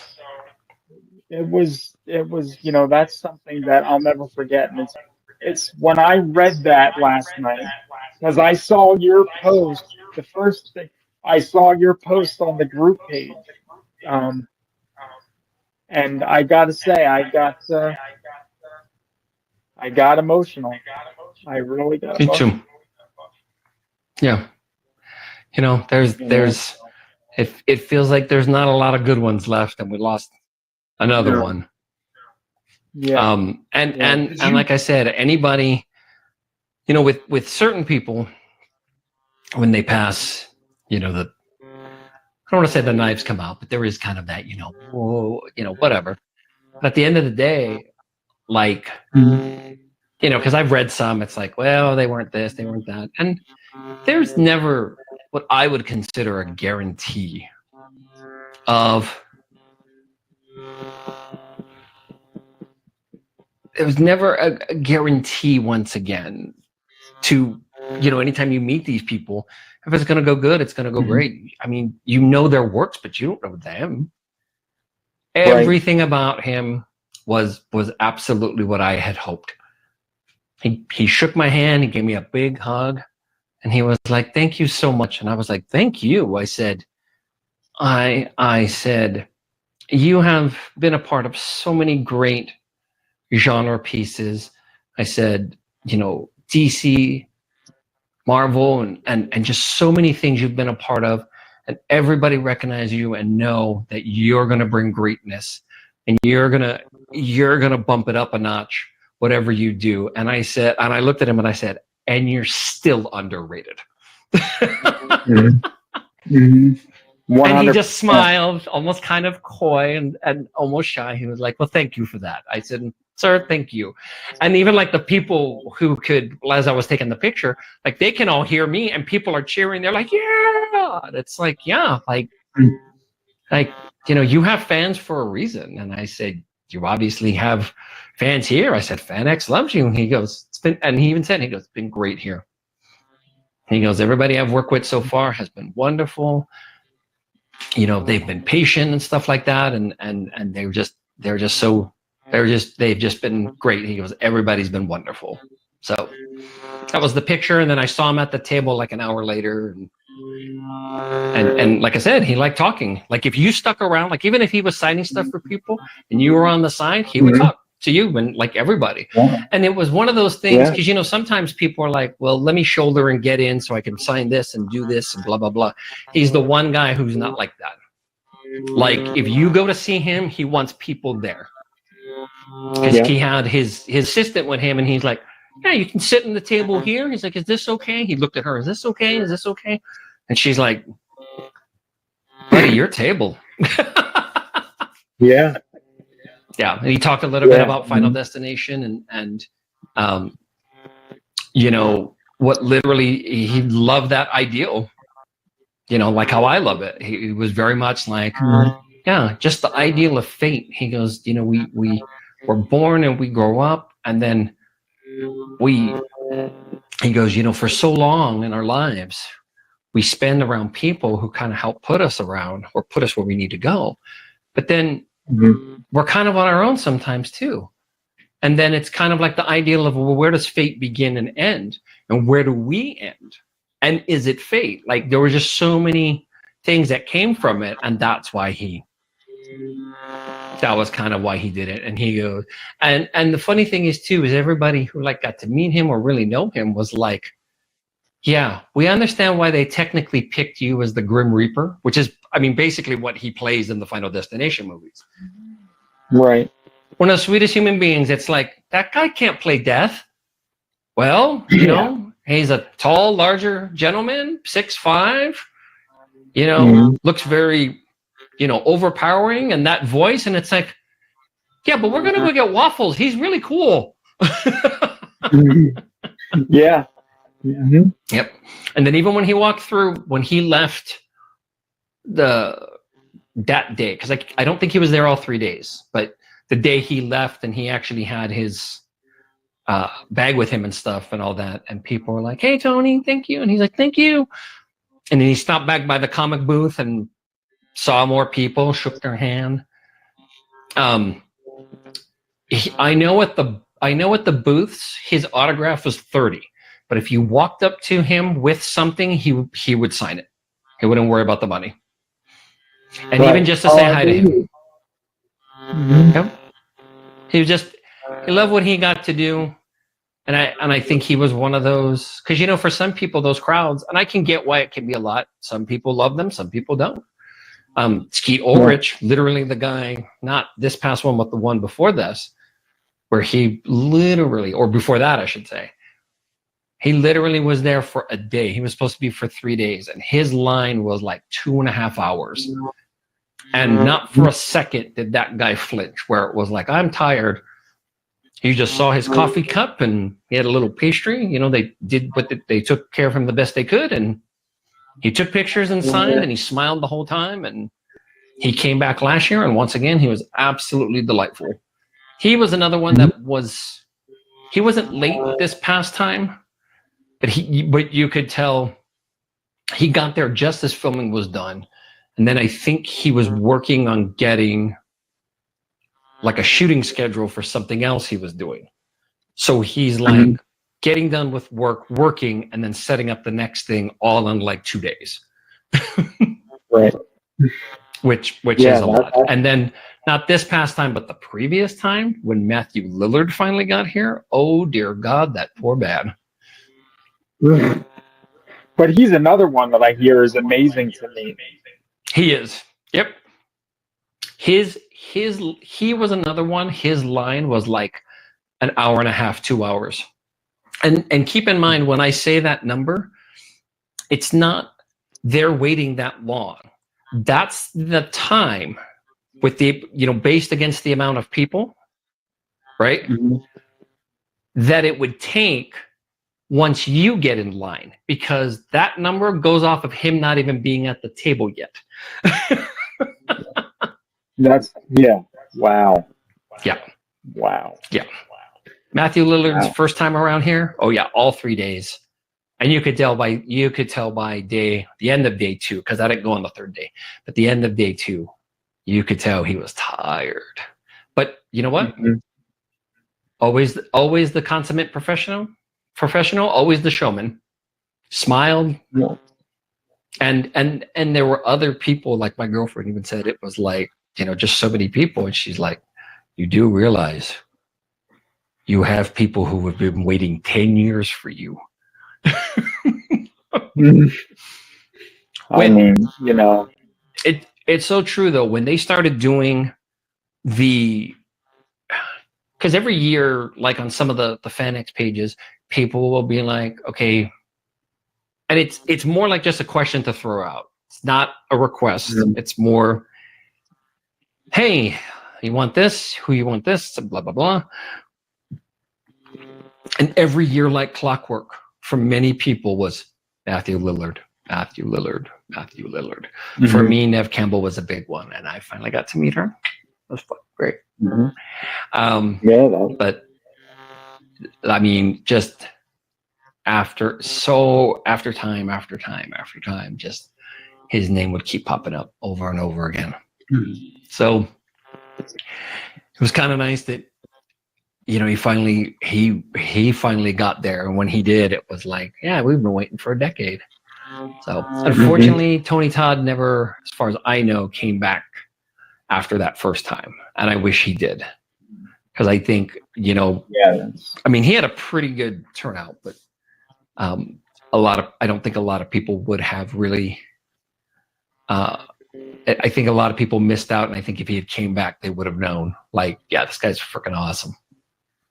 Yeah. Oh, definitely. Do you have any idea, like, what his illness was? Because I like I said, I didn't even know he was ill at all. If I had to venture a guess, because some of his pictures further along, he's very, very gaunt. Right. I mean, he was always, a tall guy to begin with, but you could tell he was rather skinny. Yeah. So I'm thinking, and I hate to use this ugly term, but if I had to venture a guess, I want to say it was cancer. Oh, that'd be, that would be horrible if that was the case. Because I was trying to figure out, and they just said, he died at home. But they said no cause of death was given. And I was just no, not officially. Now they said he had been sick for a minute, but I mean, because I've still seen him. He was still posting on X and stuff fairly regularly, and he didn't, say anything about being sick and all. He was.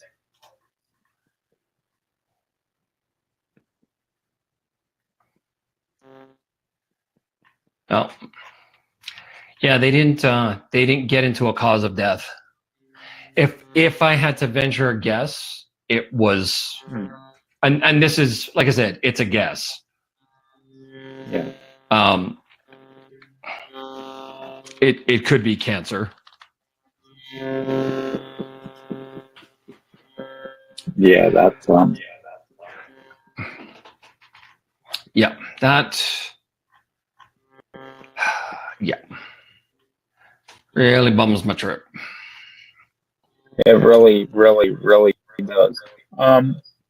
Do you see me on the screen right now or no? I do. You do? Okay, good. Because I'm trying to do something in another tab. Oh shit! It's 9 o'clock. I got to do things in another tab. You got a what? Well, no. I have to. Shit! I got to start that anything Cosby show starts at 9 o'clock. I got to make sure that it starts. Okay. Do we need to cut this one short? No. We're good. We're good. Okay. I'm doing it on my phone. We're all good. We are all We're doing good. it live. Exactly. Yeah, no, we're all good. We are all good. No, it didn't start yet. All right.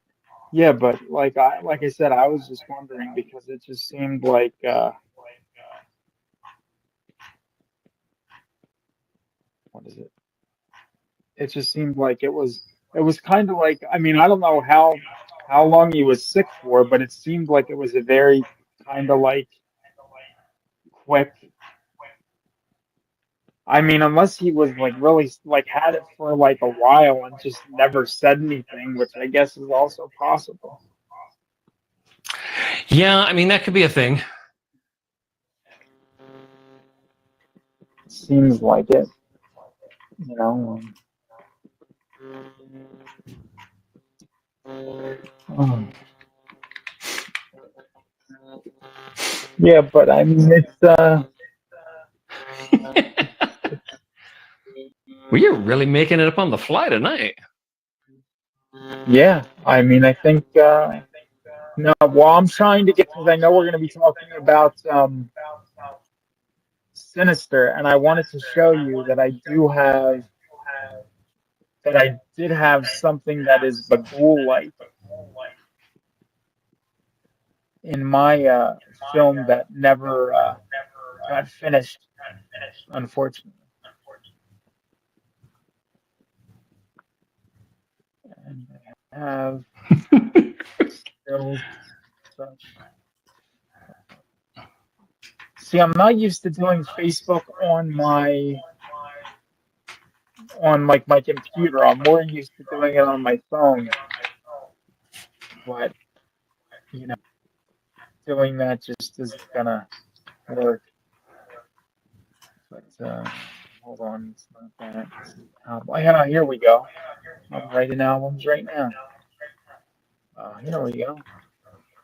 Okay. So, all right. So yeah. So you know how I made those Camp Out Nightmare movies. They're my babies. I love those films. Well, Heck yeah. I was gonna remake it in 2011, and again I attempted it again in 2013. Now in 2011, I shot maybe 3 days before we ended up having to cancel because weather issues. And so this was 2011, and Sinister came out in 2012. So I believe that I predated Bagul here. Oh, I'm So, excited for this. so let's see if I can share this without them booting me out of the fucking thing again. All right, here we go. Share screen, Facebook, and share. And do Oh you see it? shoot. I do. Oh shit. That is Thorn for the Camp Out Nowhere reboot that was shooting in 2011, and then we shot it again in 2013.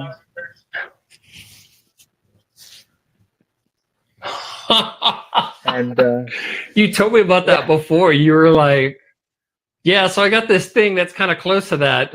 Close is pretty on point.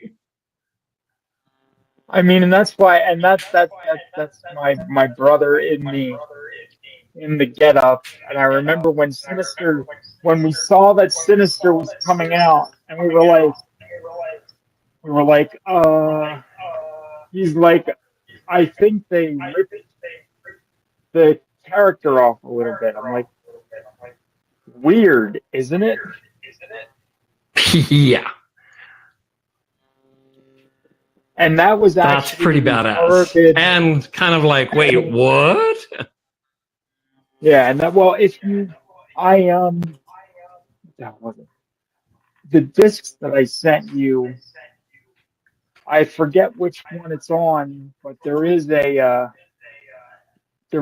compilation of footage where you actually see a kill, like a rough cut of a kill that I shot with him. And I think we have like the original teaser trailer on there as well. So that's badass. Yeah, it's it's something. But yeah, I think I would pop that up because that was that mask is pretty close. Yeah, it seems like it seems like it is. Like that's why, like I said, when that was out, I was like, wow, that's weird. Very uncanny. Very uncanny. To say the least. And the thing is, that wasn't even a mask that I created. Like I told you, we started out on Rabbit and Red started out on Blog Talk, and then we went to HorrorBid.com. So that mask is actually the HorrorBid slasher guy mascot. So that's their mascot. Oh shoot! And they were gonna let me use that mask. Justin, who ran HorrorBid, said, use the mask because he figured that would have been good promotion for their website and all that other shit. So that's right. But unfortunately, due to weather and then people dropping out, it never came to fruition. But who knows? Yet. Maybe sometime. So the meat and potatoes, folks, in case you haven't picked up on it, and this is a movie I have. So I love movies that kind of, I guess the best way to put it is get the better of me, where I mean, when you think you got a movie down pat, when you got it tracking, you're like, okay, I figured this out, especially in the horror genre, because there are very few out and out surprises of the horror genre. And of course, the expectation is always that there's going to be a not particularly happy ending. However, there are times where endings come along and you just sure as shit don't fucking see that coming. Definitely not in the sense that you would expect. And even for a movie like this, which cost like $3 to $4 million to make, it was actually a very cheap movie. But it's Sinister, 2012, a little masterpiece that I enjoy. I know, good sir, you enjoy. From Scott Dickerson, who directed a Hellraiser movie. Yes, he did. I forget. Wait, did he direct? Was that Inferno that he did? I think it was Inferno, the fifth one. Yeah. Inferno. Yeah. And then he went on. And then he went on to direct a very important at least for what's it called?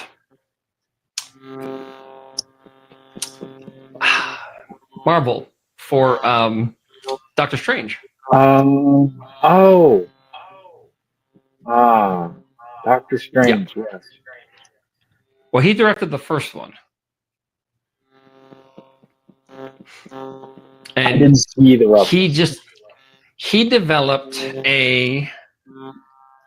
so he was actually working on the second one and then swapped projects with Sam Raimi, and Sam Raimi did Multiverse of Madness. Mm-hmm. Oh, that's right. Yep. For some reason, I always thought Sam Raimi did both of those. I don't know why, but I always thought he did. Would have loved if he did both of them. Even though the second one isn't like a ton of Sam Raimi. Like, you know his fingerprints are on it, but you also kind of look at it and go, oh, yeah, that's, it's got Sam Raimi on it. It's kind of there. Scott Dickerson also did The Black Phone very recently, which is one that I enjoyed very, very much. Yeah, that's a good one. And he is now making, let's see. I think it's called The Gorge with Anya Taylor-Joy and Miles Teller, I think.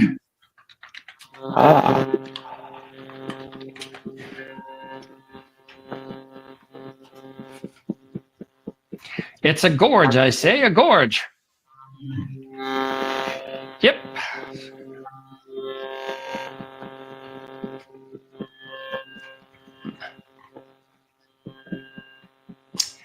Yeah, this looks kind of interesting. I think. It's supposed to be. It looks similar to like Hunger Games a little bit, at least from the pictures I'm getting from it. But it's got Miles Teller, Anya Taylor-Joy, and Sigourney Weaver. So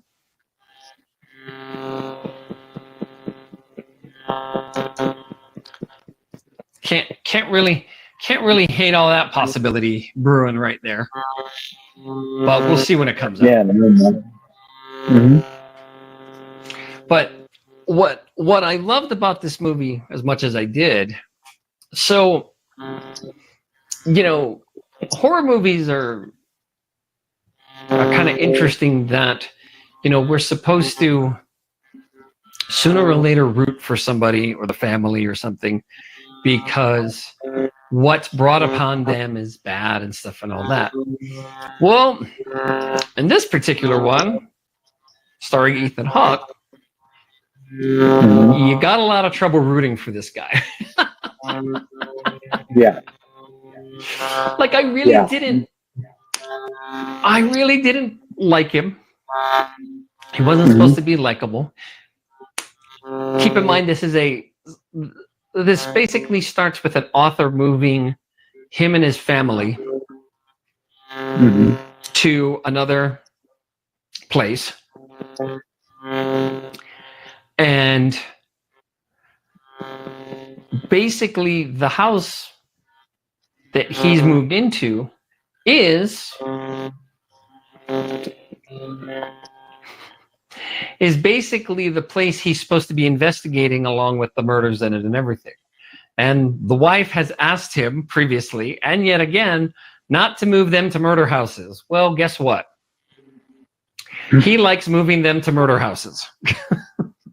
Oh, of course. That's how that works. Because he's kind of a dick. And it also doesn't help that he has a reputation for novels.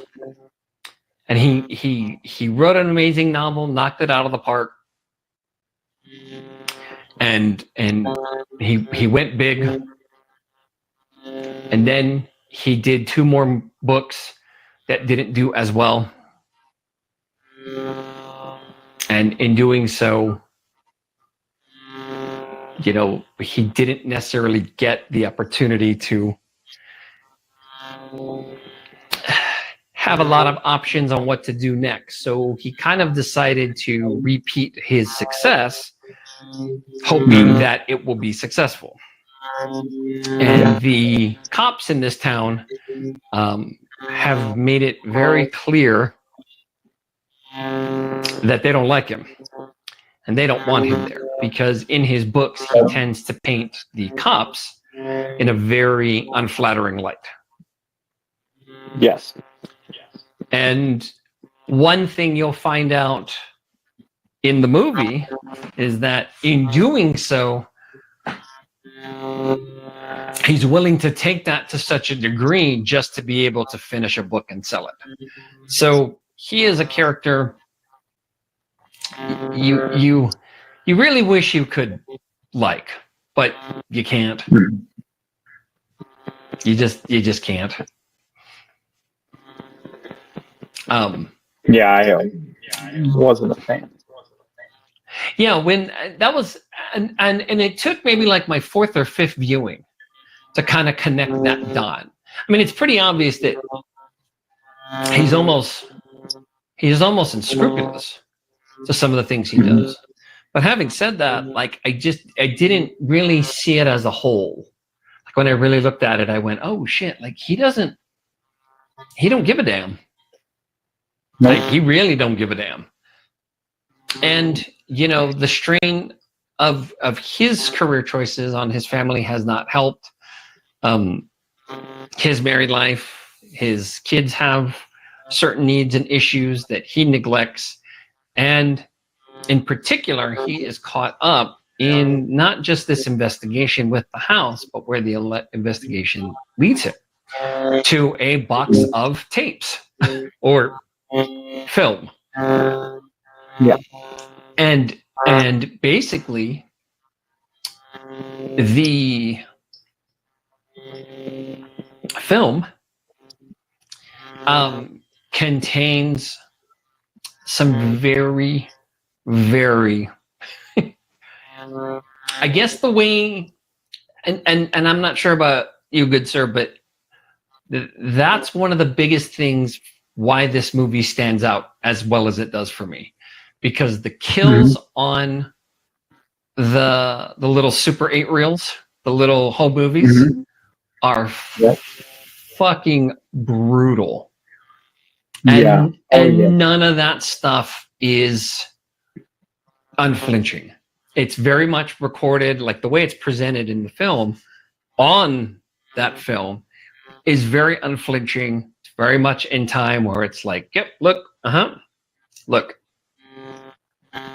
And he has now become kind of obsessed with not just the film, but what is in the film and what he finds.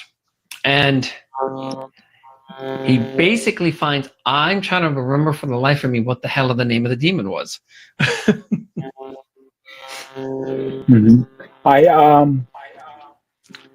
was Bagul.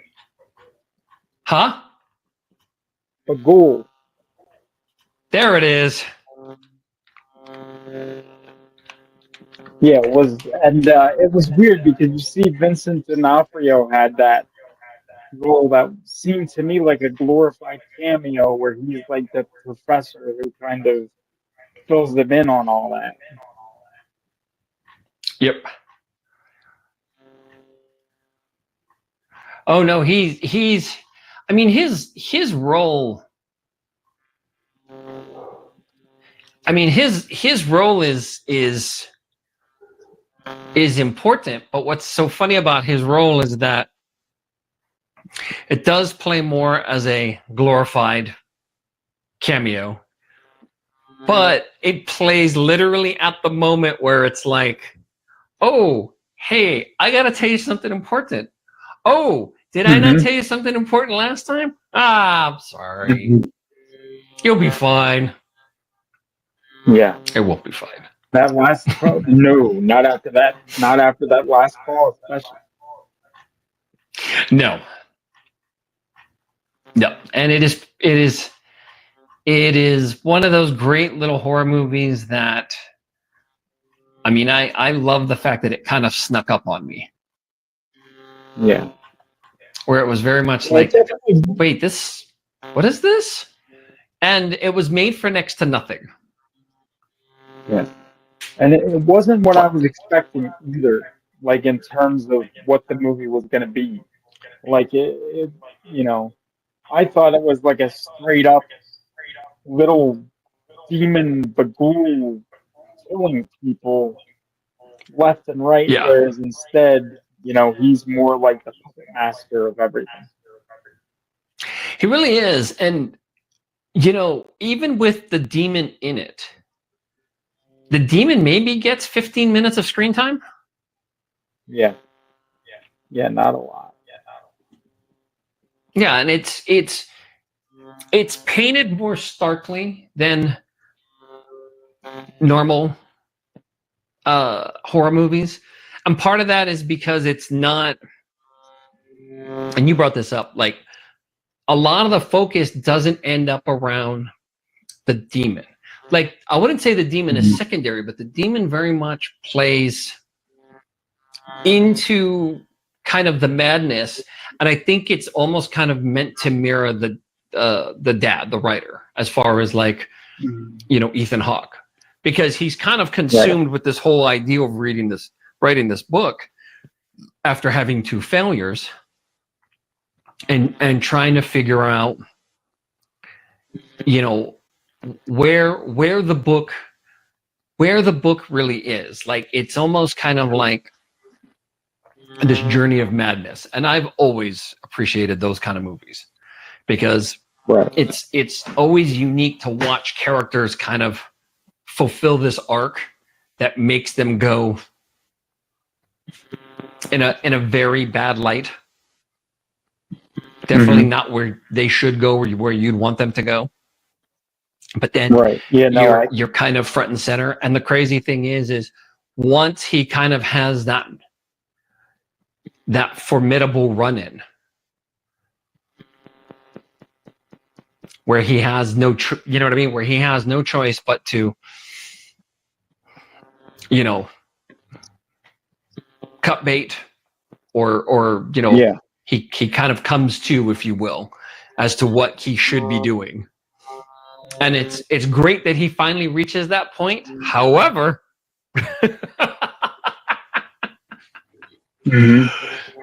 doesn't necessarily go the way you would expect. Because, no. And I kind of saw it coming a little bit. Where, and of course, spoilers. So the demon is caught in these films, basically.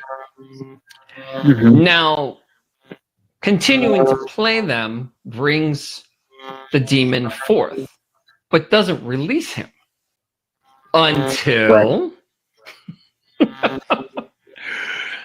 that's the second video call from D'Onofrio. Yeah, it's like I think they broke it up just to give him more screen time, because you could have just, it's a shame, or no, to drive the plot, because if they would have had him expel all that at once, it would have just wrapped things up. So this was just the kind of, it felt like it was kind of like to keep the story moving, or to hold it just enough to Well, and especially when, and now I want to rewatch it because I don't know if I ever saw it or I've missed it, but now I want to find out, does he wear the same clothes in both videos? That, because if he did, totally that makes your point valid, where it was like, well, they just broke it up to give him a little more screen time. Yeah, I don't, now I wonder, because it's yeah, I wonder if that's what he's. Damn, now I'm gonna have to go back and look at that. I do not know for sure. We're gonna have to have a follow-up episode. Yeah, because I don't believe it. Sinister. Yeah. we're turning. I might have to watch it after this. But this is one of those movies, I think it, first of all, it's extremely well done.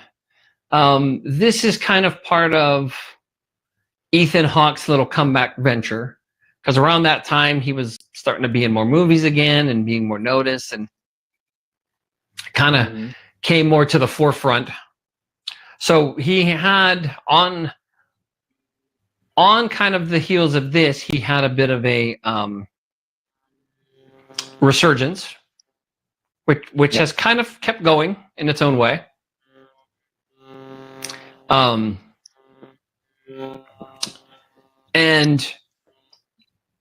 that man has never been short of acting chops, and in this role, like you really want to like the guy for about 3 minutes, and then you're like, well, I can't. Yeah. And he's kind of rotten about what he does. He's kind of driven for all the wrong reasons, especially after 2 failures. Yeah. And it's not particularly easy for him to be at this point, because, and I know one thing that they really kind of hit home for the character, and I love that's really kind of a big kick for him, is that his first book took off. Like, he was literally an overnight success. Right. That he is very good at what he does, and it really didn't take him very much to reach the heights that he's come to. And now he's not only like kind of fighting to stay afloat, but now he's got like this chip on his shoulder. And the worst part about it is that chip is more, it's not necessarily intentionally directed, but it feels a bit directed towards the family. Yeah. In its own way. And it's not like he blames them for his failures, but he becomes so consumed with writing, especially this book, and it was highlighted in the movie via dialogue, that it's nothing new for him to get caught up in this stuff, drinking, obsessive compulsive, and just be kind of out of fucking whack overdoing these things, and what that looks like, to now the point where it's consumed him in a way that he's used to, yet he can't identify. And that's what makes the movie kind of great, is that there's always the lingering of the demon, but a lot of what's kind of chilling and kind of puts you on edge a little bit is the issues with the kids, the wife, who's, I mean, that woman needs Molly. She's like 2 seconds away from like a meltdown. Yeah. Yes. She just was not you know what? I'm surprised that both of them were still together.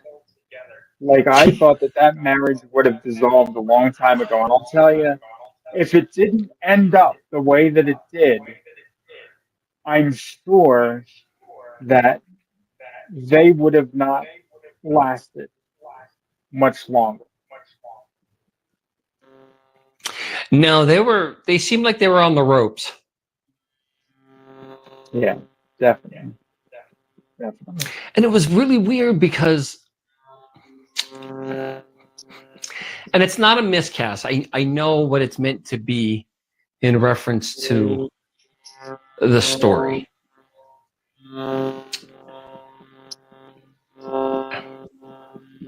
You can't help but to wonder what he looked like when he was the more innocent, younger writer that was successful right out the gate. Yeah.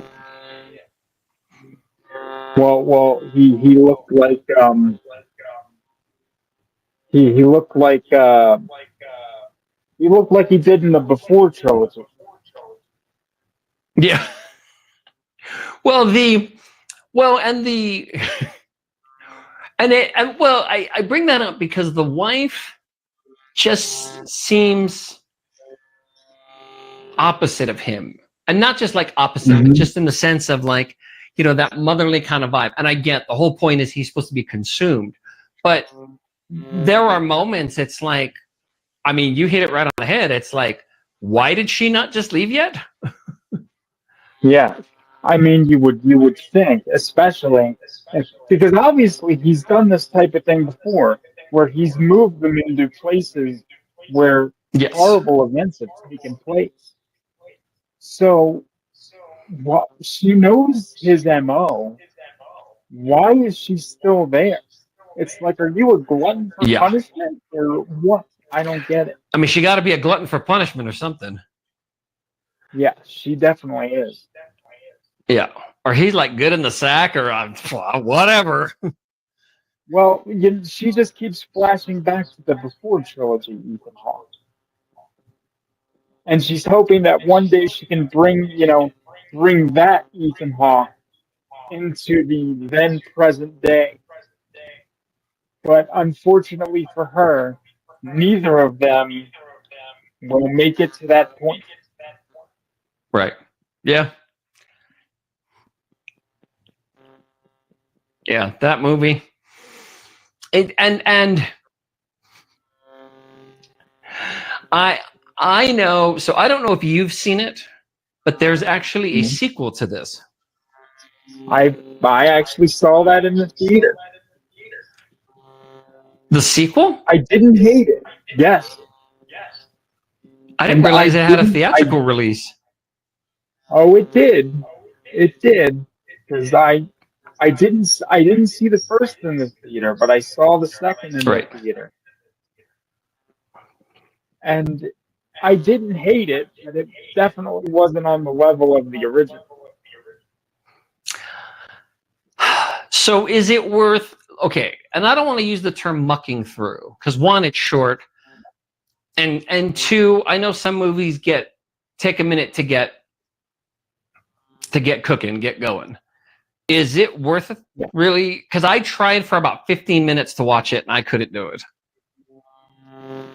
I was going to, my whole thing was, because we had the delay before, I was going to attempt to squeeze it in before today's show, but I couldn't locate my disc, and to find it streaming or bootleg it as I would do was not as easy as I thought it would be.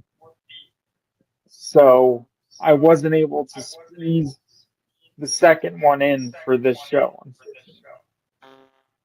Gotcha. But it's been a while since I've seen it. I think I've only watched it. I saw it once in the theater, and then when the disc came out, I maybe watched it like 2 or 3 times. I know that the deputy is like at the forefront. The deputy from the original is at the forefront of this one, but I don't really remember. Oh, okay. Yeah, see, I tried putting it on and I can't even remember. So now I really feel like I got to go back. Yeah, the deputy is definitely at the forefront of the sequel. Yeah, I think it was on Netflix. I tried watching it for about, like I said, about 10, 15 minutes. And I can't remember why. It may not have been the movie. It might have been all the Molly and recreational drugs in my system where I couldn't focus. So, yes. Well, that is the thing, because let's see. That could be attributed to it. I'm not sure. Well, if you think of it, the original is like 1 hour and 51 minutes. The sequel is like 95 minutes. So right there, you've already got it chopped down a considerable amount. So you know, I, I hate to say it, but I remember like liking the second one. I mean, like I said, it wasn't on the level with the first one, but I still did like it from what I can remember. Like I didn't hate it at all. Gotcha. Yeah. See, now you've tempted me a little. We should do a Sinister too. Oh, see, look at that. Next show just writes itself. Easy enough. See, now it's like, it's not even like putting me to task. It's like a challenge. Like now you got homework, motherfucker. Well, because now like we can watch it and we could decide like whether or not it's really like as bad as you initially thought, or if maybe I'm bad shit and maybe it's not as good as I thought it was when I first saw it. Because I mean, the movie's approaching 10 years old, so because it came out in 2015, 3 years after the original. That's nuts. I didn't even realize it had a theatrical release. The Oh second yeah, one. yeah, yeah. Because the second one was done. The second one wasn't even done by Lionsgate. The second one was Universal. Oh, really? Yeah, Oh, shoot. Well, yeah, damn. yeah. The second was Universal, and I'm gonna check that out. It's an hour and 37 minutes. My bad. And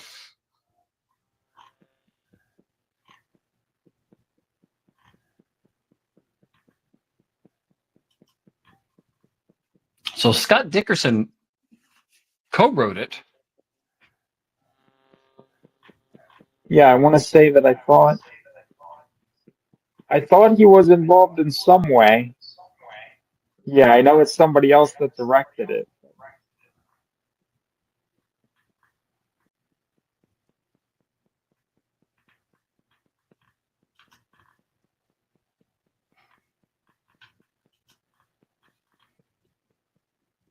Oh yeah. Okay, now that I'm reading the synopsis, it's kind of coming back a little bit. Yeah, dude, it was, from what I can remember, it was fairly decent. It only got a 14% on Rotten Tomatoes. Damn. I don't trust that. Not all the time.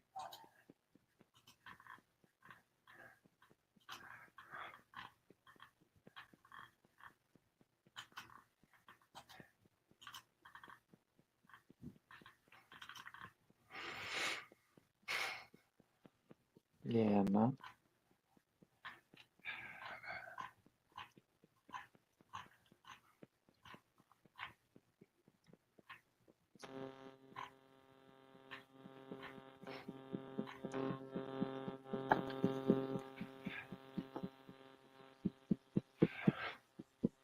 I love that credit. Ex-deputy so-and-so.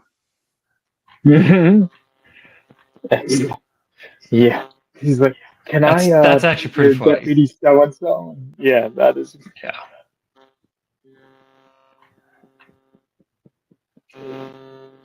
Yeah, that was. I mean,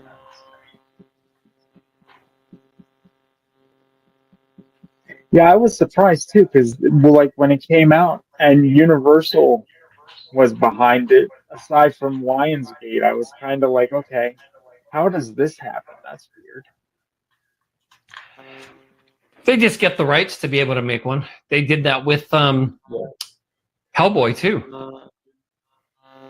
Oh yeah, that's right. Because now there's a Hellboy. Yeah, Because the first there one is. was Columbia and Sony.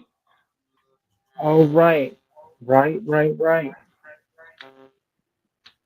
And then there's that new Hellboy that's not getting a theatrical release, and they're dumping that right to video or whatnot. That is already on So that is already on. So I think it got like a brief theatrical release overseas. Right. I can find it now on Amazon, but I don't want to pay. It's probably like $25. I don't want to pay $20 to. Yeah. I don't want to pay $7 to rent it, and I don't want to pay $20 to buy it, because I've heard nothing but like terrible reviews. Yes. That does not look like Hellboy. That looks like a third-rate cosplayer. Yeah, I don't know why they did that. Like, that just seems pointless to me. And it shot like, it looks like a student film. Well, that wouldn't surprise me. It's like, do studios just like do things like with these properties just to like keep them alive? And like they don't even give it, like they don't even care what they do anymore. They just do whatever. Well, I think part of the issue, and you know, especially in the case, so the one in 2019, the David Harbour one, I heard that one was rife with like so many issues. And it's kind of evident that that was the case, which sucks because I don't think he was a bad Hellboy. There was like a lot going for it. I actually liked some of the casting. But you could tell there were just some pieces that just didn't work. And they certainly didn't have the budget to pull off some of the things they tried. And it looks pretty awful. Right.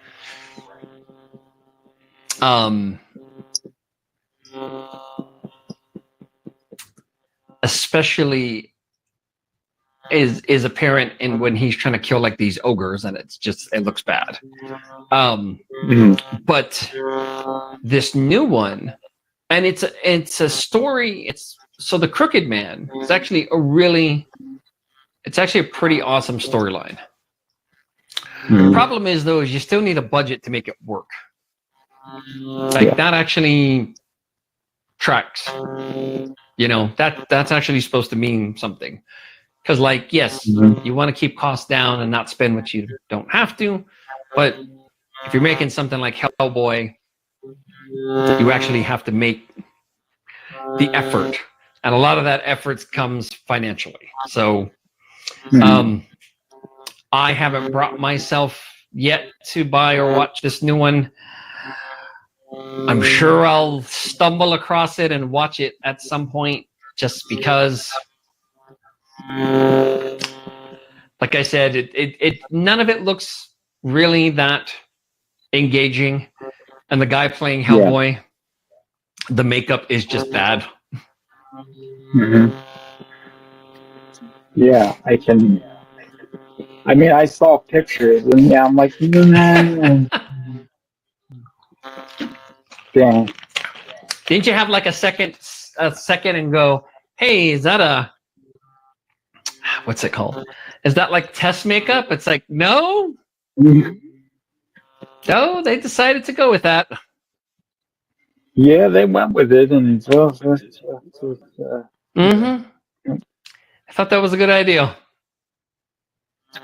I don't know who thought that was a good idea, but they should be fired. Agreed. Absolutely. Well, shoot.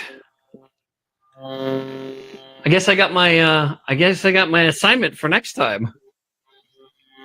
I think it should be interesting. Plus, so the other things I'm sure to discuss. Well, especially and you know, of course, many things go over my head. I'm not very smart, but I will say this: I looked it up just to see when. And this thing had a theatrical release on August 21st of 2015. Yeah, and you know what the sad thing is? I think I actually went on the 21st of August. I think I went on opening day.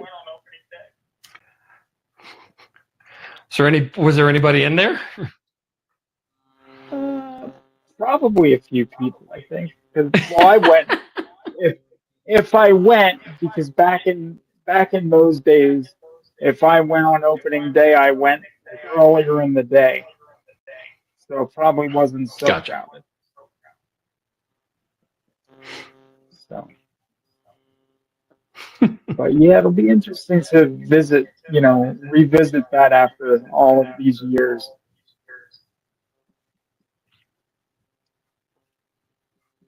Yeah, I'm a little intrigued now. I'm reading a little bit about it, and I'm like, okay. We'll see how this plays. Yeah. Well, so we'll see if you want to. I mean, when would you like to reconvene with this one? Huh. So we can do Thursday or next Saturday. Well, I can probably. Hey, as long as these things hold up, which they seem to be holding up quite well, I can do either. So, Well, you tell me. well, what works better for you? Does Thursday work for you? We can do Thursday. If Saturday's better, Thursday we can works do for me just Saturday, fine. whatever's better. See, look at that. Okay. Well, then Command decision, baby. We'll do Thursday. That's right. We'll do Thursday then. Yeah. Sweet. But Sinister, for those out there who have not seen it, we honestly didn't spoil it that much. No. Like it's really well crafted. Scott Derrickson is he has quite a deft hand in doing horror, so it's definitely worth a look-see on that one. Yeah. Right after this, I get to go put up a Christmas tree. Ooh. Wait, are you putting up your Christmas tree already or somebody else's? Oh, well, mine, but it's a small one. It's not like a Christmas tree. But you're doing it early. See, I like that. I do like that because we're done with Halloween, so But also, I'm leaning into pagan tradition because remember, everyone's like, "Ooh, Christmas tree, Santa, birth of." No, it's all pagan stuff. Mm-hmm. All pagan. Say it with me. All pagan. Pagan. All pagan. Yeah. All right. So Thursday, folks, be sure to check us out for Sinister Folie à Deux. Yeah. Oh, wait, my mic's Hey, you know what? Hey, listen. You've got to admit. I mean, Sinister is going to be better than Folie à Deux, I'm sure. It doesn't take much. There is. Yeah. So real quick, before we roll credits. Yeah. There was a very direct article. So one of the guys who played one of the guards, because you haven't seen it yet, right? I have not, and I don't think I will because I'm scared. Oh, you don't need to. But apparently, one of the guards of Arkham, who basically, he was like, yeah, I got to live in a trailer for 3 months while they tried to figure out this movie. And he basically kind of details about sitting around and watching them handwrite pages to shoot. Wow. You know what? Oh, wait. You know what? I just want to say something. I'm sorry. I just need to say this real quick. Anybody who's watching or listening to this who has ever bashed anything that I have ever made film-wise, I don't do that shit. Or at least if I do that shit, it's expected. This is a major Hollywood motion picture, where It's a $200 million tent pole. 200, yes, exactly. And look at what they did. Never rip on my shit ever again. You understand, or I will kill you. There. He talks about them making stuff up on the fly and literally just like pulling things out of midair to just try to shoot. And this guy is like, and he was like, I knew this was going to be the worst movie ever made. He goes, I spent more time in my trailer than I did on set. And the time I shot on set was literally like, okay, just try this and see what happens. Try this and see what happens. And let's be honest, it's, Mike Lee, who was a filmmaker who did that for many years, where he was very much, he had a concept and this guy would shoot kind of on the fly. And there is some inherent thrill to that. And I get it. But the ideal of doing that comes with so many liabilities, especially like, what if it's one of those days you don't got creative juices and you shoot nothing and things like that? Yeah. And a lot of Mike Lee's movies were not particularly expensive. This was a $200 million tentpole sequel to a first movie that made $1 billion, and you're handwriting stuff to shoot. Now, all I have to say is Zaslav and Warner Brothers and Todd Phillips, what are you doing? What are you doing? They probably gave them final cut, number one.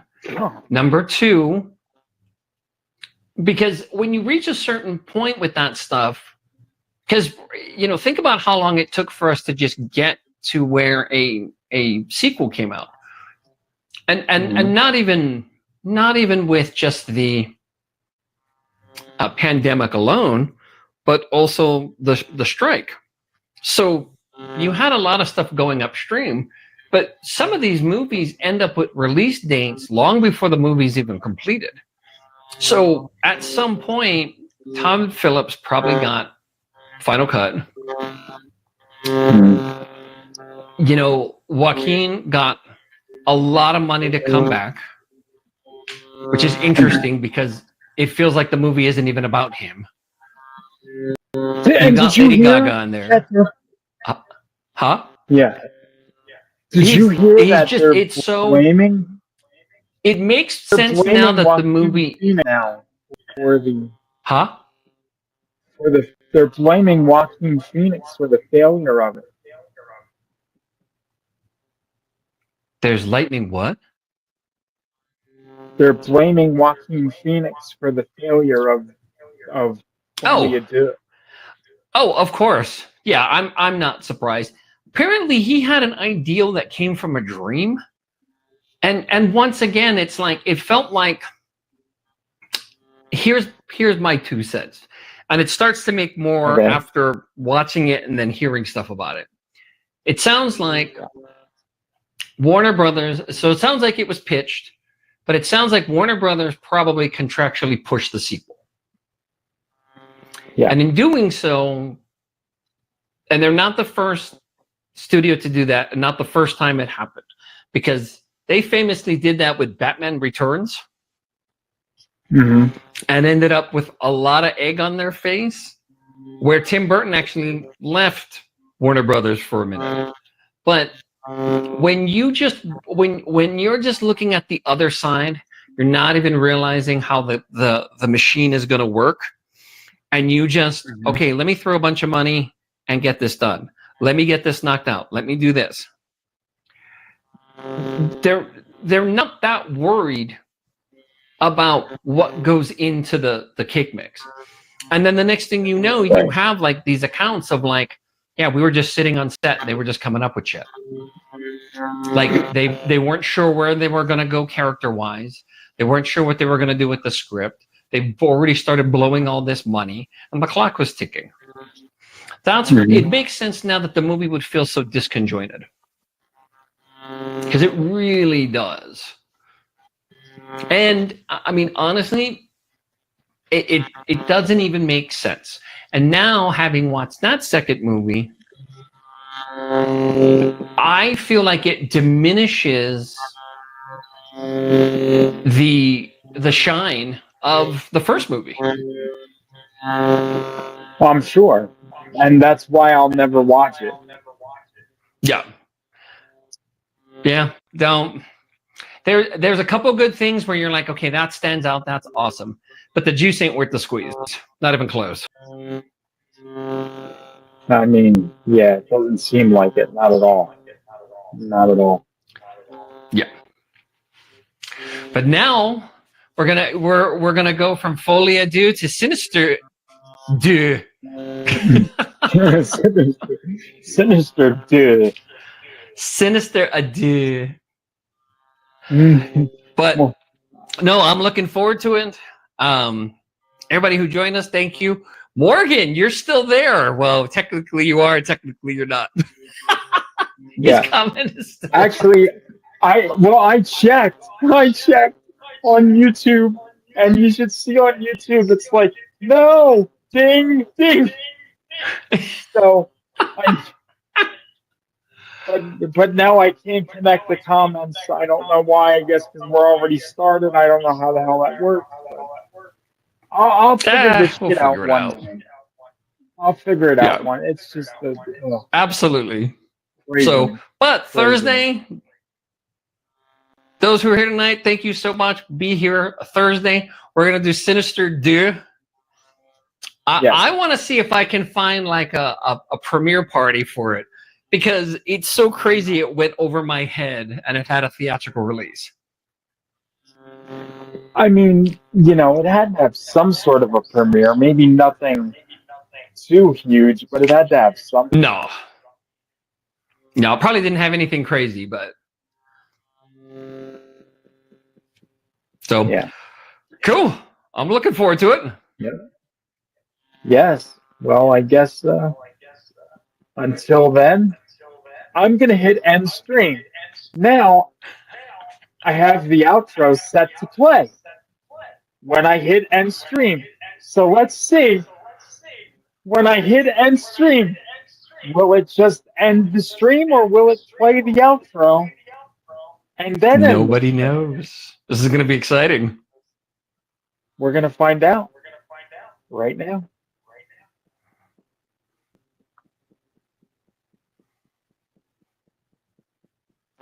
It is selected.